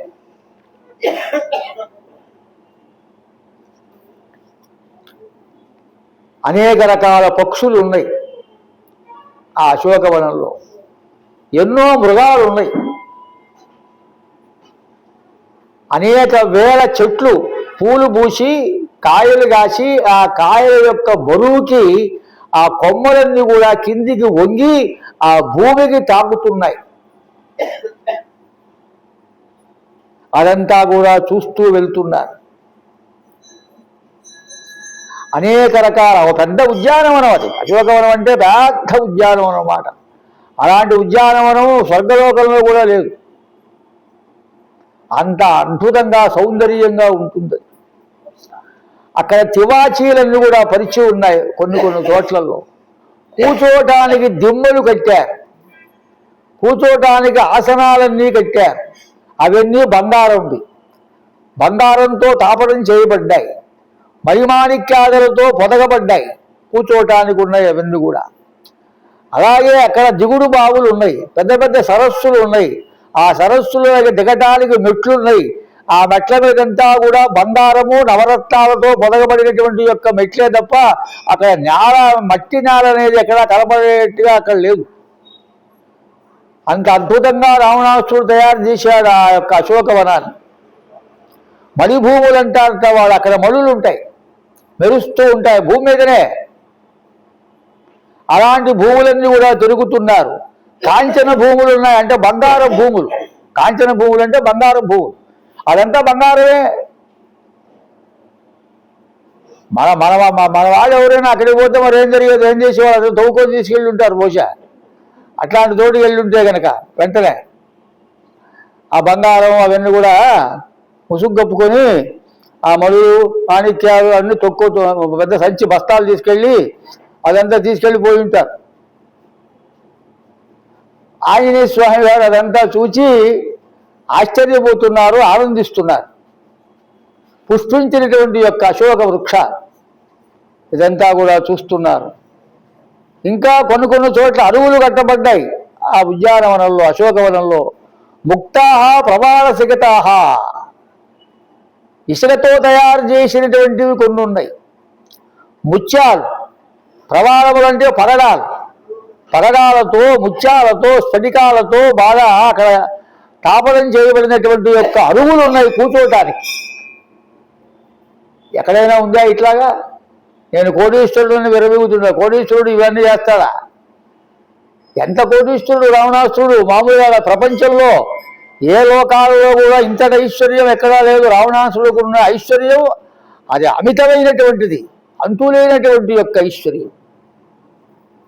ఈ ఐశ్వర్యాన్నంతా చూస్తున్నాడు, ఆశ్చర్యపోతున్నాడు, ఆనందిస్తున్నాడు స్వామివారు. దదర్శ హరిషార్దూలో రమ్యం జగతి పర్వతము. కొంత దూరంలోకి వెళ్ళిన తర్వాత అంతా నడిచి వెళ్తున్నారు స్వామివారు. ఇది పగలనుకుంటున్నారా? రాత్రిపూట ఇది జరిగింది. రాత్రిపూటనే అంటే మరి ఎలా కనపడిందండి ఆయనకన్నాడు. చంద్రుడు వచ్చాడు పైన, చంద్రుడి యొక్క వెన్నెల. అదే కాకుండా ఆ భూమంతా కూడా మణిమాణిక్యాలతో ప్రకాశిస్తోంది కాబట్టి డైమండ్స్ వాడి యొక్క జిగ్ జిగ్ జిగ్ అని అవన్నీ కూడా ప్రకాశిస్తున్నాయి, అన్ని రత్నాలు. అందువల్ల ఆ వెలుగులు కనపడుతున్నాయి అక్కడ. ఆ వెలుగులోనే స్వామివారు బయలుదేరి నడిచి అటు ఇటు అంతా గమనిస్తూ చూస్తూ వెళ్తూ ఉన్నారు. అలా వెళ్తూ ఉంటే కొంత దూరం వెళ్ళిన తర్వాత జగత్ అనేటువంటి యొక్క పేరు వల్ల ఒక పర్వతం ఉన్నది అక్కడ. ఆ పర్వతాన్ని చూచారు. ఆ పర్వతం నుంచి కూడా ఆ నీళ్లు కారుతూ ఉన్నాయి. వాటర్ ఫాల్స్ అంటాం కదా. కాబట్టి పెద్ద పెద్ద ఆ పర్వతం నుంచి ఇంత పెద్ద పెద్ద ధారలతోటి నీళ్లు కిందకి వస్తున్నాయి. ఆ నీళ్ల వల్ల అక్కడ ఒక పెద్ద నదిలాగా ఏర్పడింది. అదంతా కూడా చూచారు. అనేక రకాల మృగాలు ఉన్నాయి, పక్షులు ఉన్నాయి. పక్షుల యొక్క కిలకిల రావాలు వినపడుతూ ఉన్నాయి. భయంకరమైన యొక్క మృగాలు, పెద్ద పురుగు, సింహాలు ఇవన్నీ కూడా గాండ్రిస్తున్నాయి, సింహగర్జన చేస్తున్నాయి, అరుపులను కూడా వింటూ ఉన్నారు.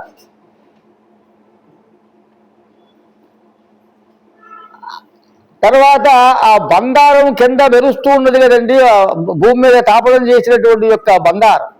ఆ బంగారపు యొక్క ఆ కిరణాలు ఏవైతే ఉన్నాయో అవన్నీ కూడా జిగ్ జిగ్ దిగుమని ప్రకాశిస్తూ ఆంజనేయ స్వామి వారి మీద పడుతున్నాయి. ఆ కిరణాలు పడుతూ ఉంటే ఈయన బంగారపు ఆంజనేయ స్వామి లాగా ప్రకాశిస్తున్నట్ట. ఆయన అనుకున్నట్ట, ఓహో నేనంతా బంగారంలాగా ఉన్నానని సరదాగా అనుకున్నట్ట. కాంచనోస్మీతి వాదరహ, ఓ నేను బంగారం ఆంజనేయ స్వామిని అయినానే అని ఆ కాసేపట్లోనే ఆయన సరదాగా అనుకున్నారు.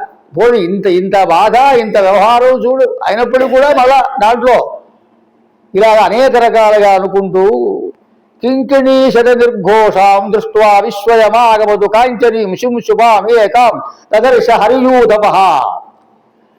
ఒక పెద్ద శుంశుభా వృక్షాన్ని చూచారు. బంగారుమయమైనటువంటి యొక్క శుంశుభా వృక్షం ఉంటుంది. కాంచనీయం అన్నారు. కాంచనం అంటే బంగారం. బంగారంలాగా చక్కగా అద్భుతంగా మెరుస్తున్నది, చాలా పొడుగు ఉన్నది. ఆ యొక్క శుంశుభా వృక్షానికి కింకుడులు అంటే గజ్జలులాగా అక్కడ అంటే మోగేట్టుగా మొగ్గులు కట్టబడి ఉన్నాయన్నమాట. అవి గాలికి మోగుతూ ఉంటాయి. అదొక అందమైనటువంటి యొక్క శిల్పం అది. అలాంటి దాన్ని చూచారు. ఆ శుంశుభా వృక్షాన్ని చూచారు. ఆ శుంశుభా వృక్షాన్ని చూచి ఆలోచిస్తున్నారు. ఈ శుంశుభా వృక్షం ఏదో ఇక్కడ బాగానే ఉందే, దీన్ని ఏమైనా ఎక్కితే మనకి ఏదైనా కనపడుతుందేమో అని చెప్పేసి ఒక ఆలోచన చేశారు. ఆ కాంచన పుష్పం అయినప్పటికీ కూడా అది పుష్పించి ఉన్నదంటున్నారు. అలాంటి చక్కని ఆ కాంచన ఆ శుంశుభా వృక్షాన్ని పైకి ఎక్కారు. శుంశుభాం పర్ణ సంవృతము,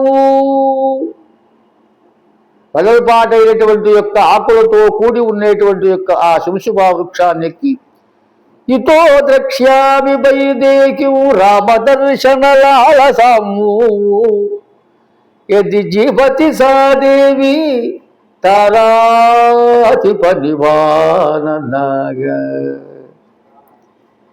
మా అమ్మవారిని ఇక్కడి నుంచి చూస్తారు. బాగా ఎత్తుగా ఉందిగా. ఎత్తైనటువంటి యొక్క ఈ వృక్షాన్ని ఎక్కి చూస్తే ఇక్కడ ఎక్కడైనా అమ్మవారు దాచిపెట్టబడిందేమో, ఇక్కడ కూర్చొని ఉందేమో, ధ్యానం చేస్తున్నదేమో నాకు కనపడుతుంది కదా. అసలు ఆమె జీవించి ఉంటే నాకు కనపడుతుంది అని ఈ రకంగా అనుకున్నారు. ఇంకోటి ఆవిడే మహాపతివ్రత కదా, పొద్దున్నే లేస్తుంది, పొద్దున్నే లేచి ఆమె అనుష్ఠానం చేసుకుంటుంది కదా. అందువల్ల ఆ అనుష్ఠానం చేసుకోవడం కోసం బహుశా ఈ యొక్క మంగళప్రదమైనటువంటి యొక్క నీరుంది ఇక్కడ నది, ఆ నది దగ్గరికి ఏమైనా ఓవాస వస్తుందేమో, రావచ్చేమో అని కూడా అనుకున్నారు. శివజలాం నది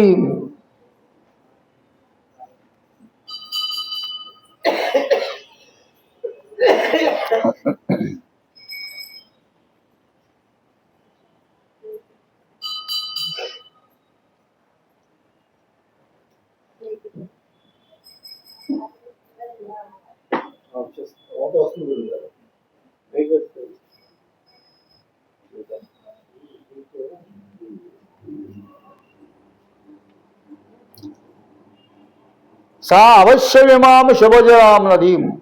కాబట్టి శివశుభా వృక్షం అంటే ఏమిటండి అంటే, ఆ శివశుభా వృక్షం అంటే ఇరుగుడు మాను అని అంటారు తెలుగులో.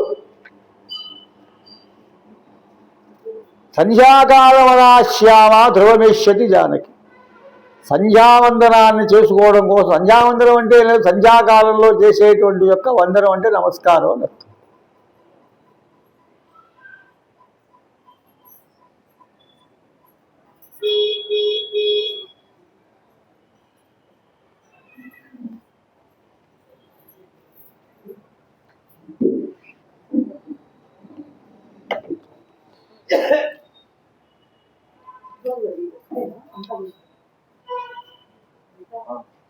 అశోకవనికాయంతు తస్యము వనరపుంగమకాగా.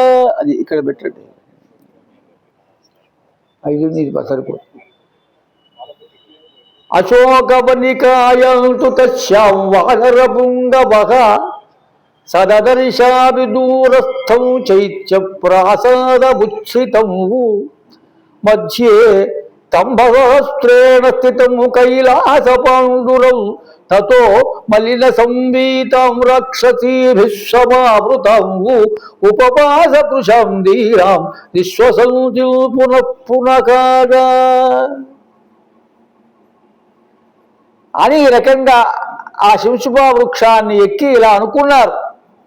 అమ్మవారు సంధ్యావందన తత్పరాలు కాబట్టి సంధ్యావందనం చేసుకోవడానికైనా కనీసం ఇక్కడికి వస్తుంది కదా, అప్పుడు చూద్దాము అని మనస్సులో అనుకున్నారు. ఇలా అనుకుంటూ ఉండగానే ఈ శివశుభా వృక్షానికి కొంచెం దగ్గరలోనే ఆమె అక్కడ కూర్చున్నట్లుగా కొంచెం అక్కడ ఆభాస అంటే కనపడుతూ ఉన్నది, కానీ పూర్తిగా నిర్ణయం చేయలే.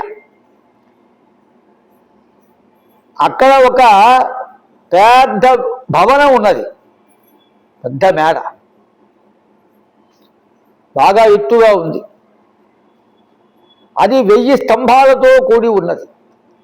కైలాసం ఎలాగైతే తెల్లగా ఉంటుందో కైలాస పర్వతం, అది కూడా కైలాస పర్వతంలాగా తెల్లగా ఉంది. అదిగో దాని కొంత సమీపంలో చుట్టూ అశోక వృక్షాలు ఉన్నాయి, భవనం మధ్యలో ఉంది. దానికి సమీపంలోనే అక్కడ అమ్మవారు కూర్చొని ఉన్నట్లుగా కాసేపటికి ఆయన చూచారు, దూరంగా కనపడింది. జయ వీర హనుమానికి. తతో మలిన సంవీతం రాక్షసీభిః సమావృతము. ఎట్లా ఉన్నది, సరిగ్గా కనపడితే కదా, చుట్టూ రాక్షస స్త్రీలంతా ఉన్నారు కాపలాగా, ఆమె చుట్టూ ఉన్నారు. కొంచెం మాసిపోయినట్లుగా ఉన్నాయి ఆమె కట్టుకున్నటువంటి యొక్క వస్త్రాలు.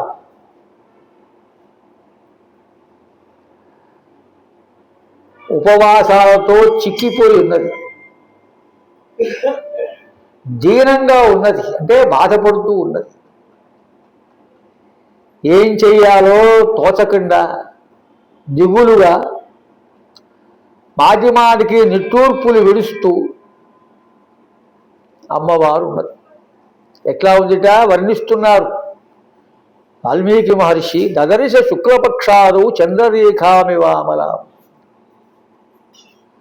అమావాస్య పౌర్ణమి వెళ్ళిన తర్వాత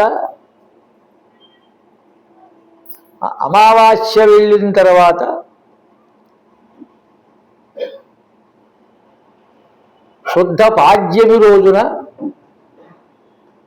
చంద్రుడు ఏ రకంగా అయితే రేఖామాత్రంగా ఉంటాడో, అంటే అప్పుడే ఉదయిస్తూ ఉంటాడు కదా, పూర్తి బింబం ఎప్పుడు వస్తుంది? పౌర్ణమి రోజున వస్తుంది.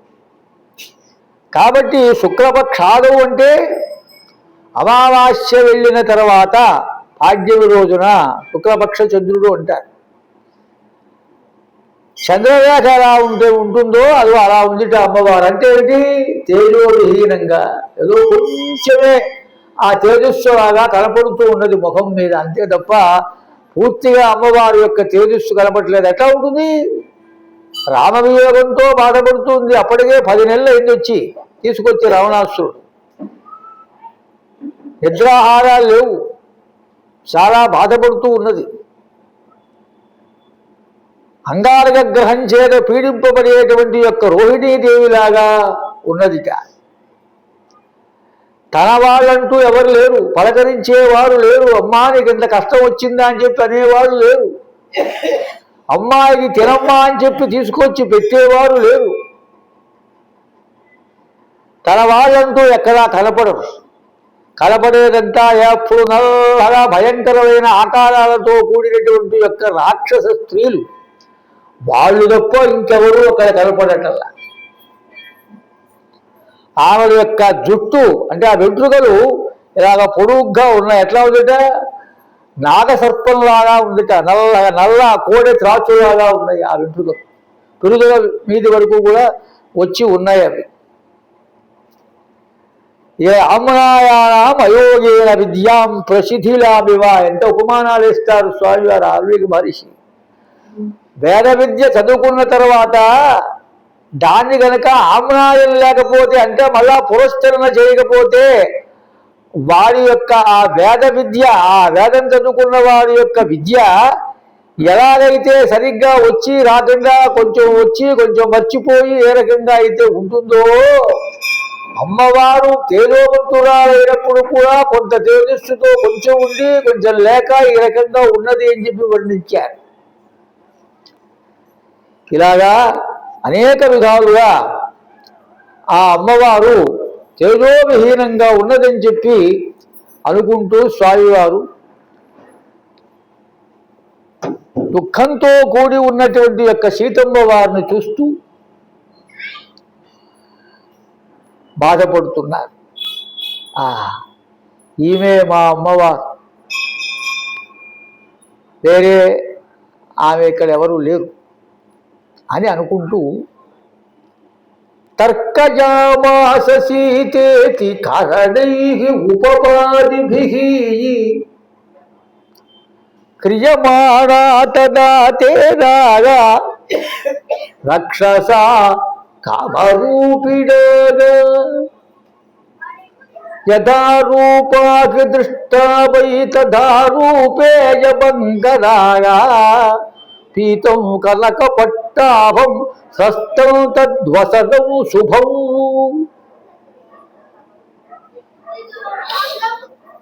కొన్ని కారణాలు చెప్తున్నారు ఇక్కడ. ఈమె సీతమ్మ వారే అయి ఉంటుంది, సందేహం లేదు. ఎలా చెప్తున్నారు ఈయన? కారణైరుపపాది, కొన్ని కారణాలు అక్కడ చూచారు. కొన్ని అంటే కారణాలంటే కొన్ని గుర్తులు ఉన్నాయి అక్కడ. ఆ గుర్తులను బట్టి ఈమె మా అమ్మ, మా రామచంద్ర ప్రభువు యొక్క ఇల్లా. ఏమిటి ఆ కారణాలు? ఇది వరకు రావణాసురుడు మా అమ్మవారిని ఎత్తుకొని వెళ్ళేటప్పుడు ఏ రూపమైతే ఈమెకి ఉన్నదో, అంటే మేము చూచామో అదే రూపంతో ఈమె కనపడుతూ ఉన్నది అని గుర్తొచ్చింది ఆయన.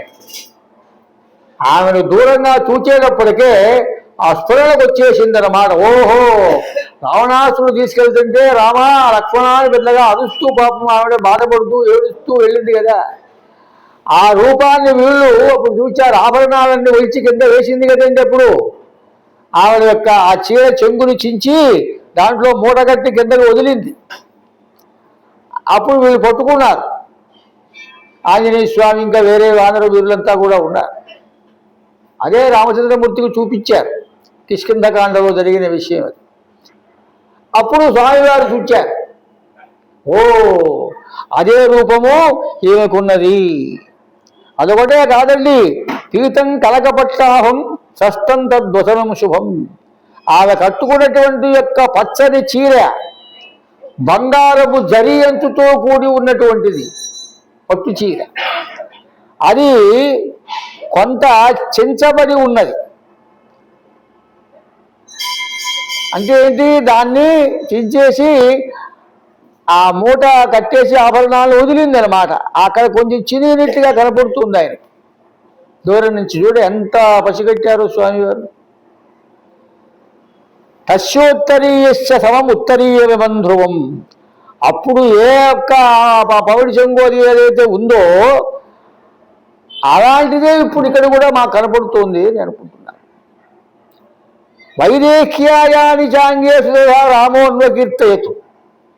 రామభద్రుడు ఆమె గురించి ఏడుస్తూ బాధపడుతూ అనుకున్నారు, నా సీత ఈ ఆభరణాలు పెట్టుకుంది కదా, ఈ చేయికి ఈ ఆభరణం ఉంది కదా, ఈ నడువుకి ఈ ఆభరణాలు ఉన్నాయి కదా, ఈ మెళ్ళో ఇవి ఉన్నాయి కదా, ఇలాగా పేరు పేరున అవయవాలను తలుస్తూ అవయవానికి ఉన్నటువంటి యొక్క ఆభరణాలను కూడా తలుచుకుంటూ హా సీత సీత ఎక్కడికి వెళ్ళావు అని చెప్పేసి ఈ రకంగా జానకి అని బాధపడుతూ ఉన్నారు. అది విన్నారు స్వామివారు. దాన్ని తలుచుకుంటున్నారు. ఇప్పుడు ఇలా తలుచుకుంటూ బాధపడుతూ 4 కారణాల వల్ల స్వామివారు బాధపడుతున్నారని మళ్ళా ఇంకొకసారి అనుకున్నారు. శ్రీ ప్రణశ్చేతి కారుణ్య. 1 ఆశ్రితేతి ఆదృశముశ్చిత, పత్ని నష్టేతి శోకేన, ప్రియేతి మదనేన చ. అంటే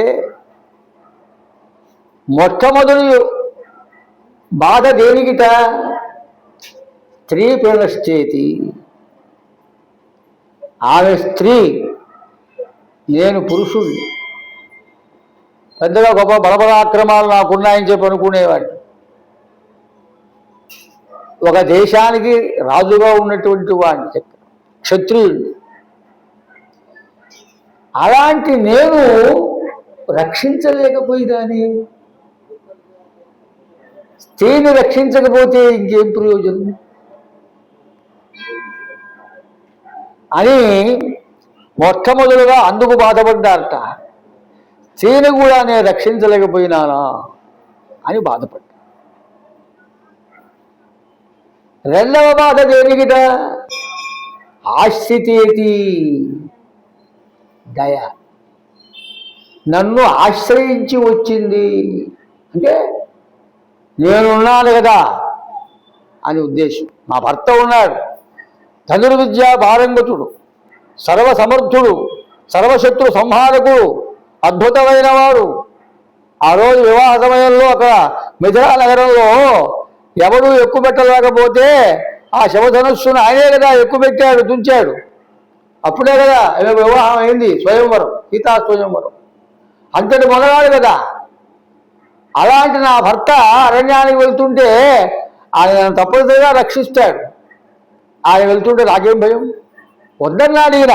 నువ్వెందుకు సీత, నిన్నేం కోరలేదు కైక, నన్ను కదా వెళ్ళమంది 14 సంవత్సరాలు అరణ్యవాసానికి, అందువల్ల నువ్వు వచ్చే పనేం లేదు, హాయిగా మామగారు అత్తగారు సేవ చేసుకుంటూ ఇంట్లో ఉండు హాయిగా మహారాణిలాగా, అందువల్ల నాతో ఎందుకు వస్తావు, అరణ్యం అంటే తమాషా కాదు, అక్కడ పావులు ఉంటాయి, జరులు ఉంటాయి, తేళ్లు ఉంటాయి, భయంకరమైన రాక్షసులు ఉంటారు, మాయావులు ఉంటారు, పడుకోవడం కష్టము, తిండి ఉండదు, కందమూల ఫలాలు తినాలి, కింద పడుకోవాలంటే రాళ్ళు ఉంటాయి, ముళ్ళు ఉంటాయి, గుచ్చుకుంటాయి, నిన్ను రక్షించడం కూడా చాలా కష్టమవుతుంది, నువ్వు వద్దు అని చిలక్కి చెప్పినట్టు బోలెన్నిసార్లు చెప్పాడు పాపం. వినిపించుకోవాలి. కొంచెం పరుషంగా కూడా మాట్లాడింది. ఏమయ్యా నువ్వు మొనగాడి అని చెప్పి నాకు తెలుసు, సమర్థుడు అని చెప్పు, బలపరాక్రమాలు గలవాడి అని తెలుసు, ఇంత గొప్పవాడి కాబట్టే మా నాన్న నీకిచ్చి పెళ్లి చేశాడు, నువ్వు అసమర్థుడు అయితే కాదు కదా అని పరుషంగా. నువ్వు ఇలా మాట్లాడుతున్నావు అంటే స్త్రీయం పురుష విగ్రహం అని అక్కడ అన్న మాట అది. నువ్వు ఇలా మాట్లాడితే పొద్దుకులు నన్ను తీసుకెళ్ళు, నువ్వు వద్దు అంటే నువ్వు పురుష రూపంలో ఉన్న స్త్రీవి అని నేను అనుకోవాల్సి వస్తుంది అన్నది. అంత పెద్ద మాట్లాడేటప్పటికే కొంచెం రాముల అభిమానం కొంచెం పొడుచుకొచ్చింది. ఆయన పరాక్రమవంతుడు కదా, భార్య కదా అన్నది. అనేటప్పటికే సరే ఇంకేం చేయలేక సరే ఎందుకన్నదంటే పతివ్రత కదా ఆవిడే. నువ్వేమో అరణ్యానికి వెళ్ళి కందమూల ఫలాలు తింటూ యోగిలాగా తపస్వీకుడిలాగా నువ్వు అక్కడ ఉంటుంటే, కింద పడుకుంటుంటే, నేనేమో పత్తు పరుముల మీద పడుకొని బంగారు పడలాల్లో భోజనాలు చేస్తూ కూర్చుంటానా? అది పతివ్రత లక్షణం కాదు కదా. కాబట్టి పతివ్రత అనేటువంటిది భర్త ఎక్కడుంటే అక్కడే. నాకు కూడా రాజ్యంతో నాకేం పని, నీకే అవసరం లేని రాజ్యం నాకేది. నువ్వు ఎక్కడుంటే అక్కడే. నువ్వు తింటా పడుకుంటే పడుకుంటా, నువ్వు కందమూలాలు తింటే నేను అదే తింటా. కాబట్టి నాకేం ఇబ్బంది? భయం అంటావా? నువ్వు ఉండగా నాకేం భయం? నువ్వు ఉండగా నా దగ్గరికి ఎవరు వస్తారు? ఏ పురులు సింహాలు రావు, ఏ రాక్షసులు కూడా రారు. వస్తే నువ్వు ఉన్నావు కదా చీల్చి చెడ్డాడటానికి, నాకేం భయం అయ్యా అని అని ఇట్లాగా అనుకుని నా మీద భరోసాతోటి, నా మీద విశ్వాసంతో నాతో బయలుదేరి వచ్చింది కదా. అది ఆశ్రిత అనే శబ్దానికి ఇంత అర్థం. నన్ను ఆశ్రయించి వచ్చింది అని బాధపడ్డాట. అయ్యో పాపం, నన్ను నమ్మి వచ్చింది, నేను రక్షించలేకపోయినానే అని బాధపడ్డాట. పత్రీనశ్చేతి శోకే నాగా. పత్ని నా భార్య, ఎవరో స్త్రీ కాదు కదా ఈమె, నా భార్య, నాకు అర్ధాంగి, నాలో సగం శరీరం కలిగినటువంటిది, అగ్నిసాక్షిగా వివాహం చేసుకున్నటువంటిది, వేదమంత్రములతో వివాహం చేసుకున్నాను ఈవెన్ నేను. అలాంటి నా భార్య, నా ధర్మపత్ని, నాతో సహా ధర్మాచరణలో పాలు పంచుకునేటువంటిది ఈమె. అలాంటి యొక్క భార్యని నేను రక్షించలేకపోయినానే అని చాలా బాధపడ్డారట.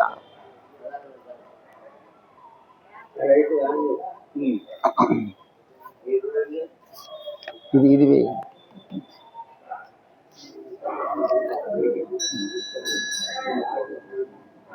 పత్రీనశ్చేతి శోకేన ప్రియేతి మదనేన చాల. తర్వాత అయ్యో నాకు ప్రియురాలే అని కొంచెము ఆ సాంసారికమైనటువంటి యొక్క భావంతో, భార్య కదా, అందువల్ల ఆ భావనతోటి నాకు ప్రియురాలు సీతమ్మ వారంటే చాలా ఇష్టంట రామచంద్ర ప్రభు. రామచంద్ర ప్రభువుకి సీతమ్మ వారి ఎంత ఇష్టమో సీతమ్మ వారికి కూడా రామచంద్ర ప్రభు అంత ఇష్టం. కాబట్టి అందుకనే సీతారాములు ఇద్దరిని కూడా ఆది దంపతులు అంటారు. వాళ్ళు వివాహం మనం చేసుకునేటప్పుడు శుభరేఖల్లో సీతారాముల యొక్క ఆ బొమ్మల ఫోటోలో వేస్తాం కదండి, సీతారాములు కానీ అదే పార్వతీ పరమేశ్వరులు కానీ, వాళ్ళు ఆది దంపతులు, ఉమామహేశ్వరులు. లేకపోతే శ్రీరాముడిని సీతమ్మ వారిని వేస్తాం. అందువల్ల అలాంటి యొక్క గొప్ప అద్భుతమైనటువంటి యొక్క దాంపత్యం వాళ్ళది అని ఈ రకంగా ఇలాగా రామచంద్ర ప్రభు ఇలా అనుకుని బాధపడ్డారు అని ఆంజనేయ స్వామి వారు అనుకుంటున్నారు. ఎట్లాగో మొత్తానికి ఇంత ప్రేమించినటువంటి వాళ్ళు, ఎంతో ఆదర్శంగా ఉన్నటువంటి వాళ్ళు, ఆదర్శ దంపతులు వీళ్ళు, ఈమెని వదిలిపెట్టి రామచంద్ర ప్రభువు ఎంత బాధపడుతున్నారో పాపము అని ఈ రకంగా అనేక రకాలుగా ఆమె కులము, ఆమె వంశము, ఈయన వంశము చాలా గొప్పవి. లక్షణాలు, స్వభావము అన్నీ ఆయనకి ఆయనే, ఈయనకి సాటి అని. అలా అనేక రకాలుగా అమ్మవారిని చూచి అనుకుని చాలా ఎంతో పూజ్య భావంతో, గౌరవ భావంతో, ప్రేమతో అనుకున్నారు ఆంజనేయ స్వామి గారు. ఈమె కోసం ముల్లోకాలు వదిలిపెట్టినా సరే తప్పు లేదు అని ఈ రకంగా అనేక విధాలుగా స్వామివారు అనుకున్నారు. ఇచ్చేవమర్థం కపిరల్వ వీక్ష్య శీతేయమిచ్చేవ నివిష్ట బుద్ధికి సంసృత్య తస్ఫుల్లిషసాద వృక్షే బలీహరీణాం వృషభస్తరశ్వీ. ఇలా అనేక విధాలుగా అమ్మవారి యొక్క గుర్తులను బట్టి ఈమె సీతమ్మవారు అని నిర్ణయం చేసుకున్నారు. మండోదరిని చూసినప్పుడు కారణయ రూపపాధికి అనలే, అక్కడ గుర్తులు అని చెప్పి అనలే, రూపయౌవన సంపద అన్నారు. కేవలం ఆమె యొక్క అందమైన రూపము, ఆమె యొక్క యవనాన్ని బట్టి అక్కడ ఈమె మా సీత ఉంటుంది అని అనుకున్నారు మండోదరిని చూసి. ఇక్కడ అనుకున్నారు కారణయ రూపపాధికి, కొన్ని గుర్తులు గుర్తుపట్టి ఈమె మా సీతమ్మ వారిని ఇక్కడ నిర్ణయించారు. ఈ రకంగా అమ్మవారే అని చెప్పి నిర్ణయం చేసుకొని ఆయన జాగ్రత్తగా ఆ చెట్టు మీద కూర్చొని ఆ ఆకుల మధ్యలో అలా ఆలోచిస్తూ ఉంటూ ఉండగా చంద్రుడు ఆ నడినెత్తి మీదకి వచ్చాడు. అంటే ఆంజనేయ స్వామి వారికి సహాయం చేస్తున్న వాడిలాగా, బాగా చూడవయ్యా, నీ కనబడేట్టుగా నేను నీకు వెళ్తున్నిస్తున్నాను అన్నట్టుగా చంద్రమా రశ్మి శీతై తిశేయే పవనాత్మజం, తన చల్లని కిరణాలతో హాయిగా ఆనందాన్ని కలగజేస్తున్నాడు ఆంజనేయ స్వామికి, బాగా కనబడుతున్నది. అప్పుడు అమ్మవారి యొక్క ముఖము కొంచెం బాగా కనిపించింది స్వామివారికి. బాబు అక్కడ ఏముంది, వెళ్తురా, ఏమన్నా ఏం లేదు కదా. అలాంటి పరిస్థితులు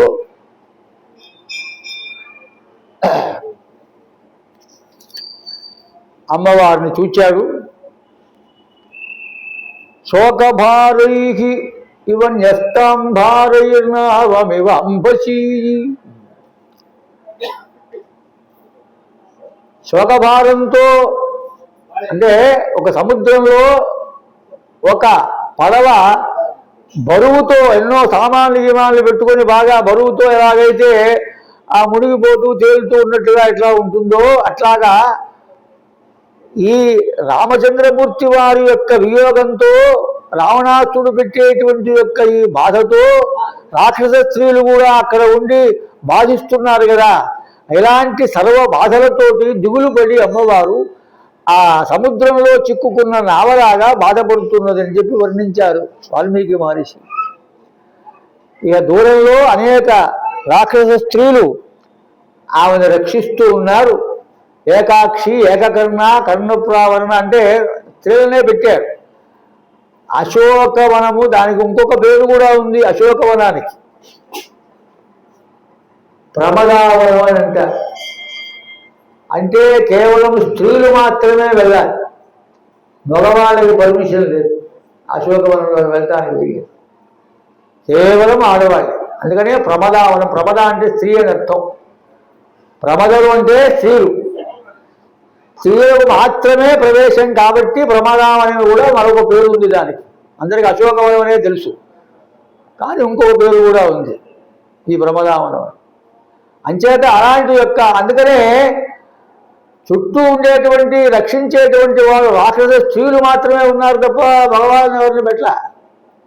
భగవాన్ మూడు మంది ఉన్నారు రాక్షసులు, కానీ ఆమెను రక్షించడానికి కేవలము రాక్షస స్త్రీలను మాత్రమే పెట్టారు. వాళ్ళంతా భయంకరమైన ఆకారాలతో ఉన్నారు, పుట్టివాళ్ళు ఉన్నారు, పొడుగు వాళ్ళు ఉన్నారు, ఏనుగు ముఖాలు, దొనబోతు ముఖాలు, పంది ముఖాలు కలవాళ్ళు, మేక ముఖాలు, గొర్రె ముఖాలు, ఇలాంటి వాళ్ళు, పైన ముక్కులు ఉన్నవాడు, 3 కళ్ళు ఉన్నవాడు, కోరలు ఉన్నవాడు, నల్లగా ఉన్నవాడు, తుమ్మమొద్దులాగా, ఇలా చాలా భయంకరమైనటువంటి యొక్క ఆకారాలు కలిగినటువంటి ఆ రాక్షస స్త్రీలంతా చుట్టూ ఉంటే వాళ్ళందరినీ కూడా చూచి అమ్మవారు పాపం చాలా బాధపడుతూ భయపడుతూ, భగవంతుడా ఎలాగా నా పరిస్థితి, నేనేం చెయ్యాలి, ఇంతవరకు ఎవరూ రాలేదే నా దగ్గరికి, నా పరిస్థితి ఇక ముందు ఎలా ఉంటుందో, ఏం జరగబోతుందో అని చెప్పేసి అనుకొని చాలా బాధపడుతూ ఉన్నది. ఇలాంటి సమయంలో ఇదంతా కూడా స్వామివారు చూచారు. చూచి ఆయన కూడా బాధపడుతున్నారు.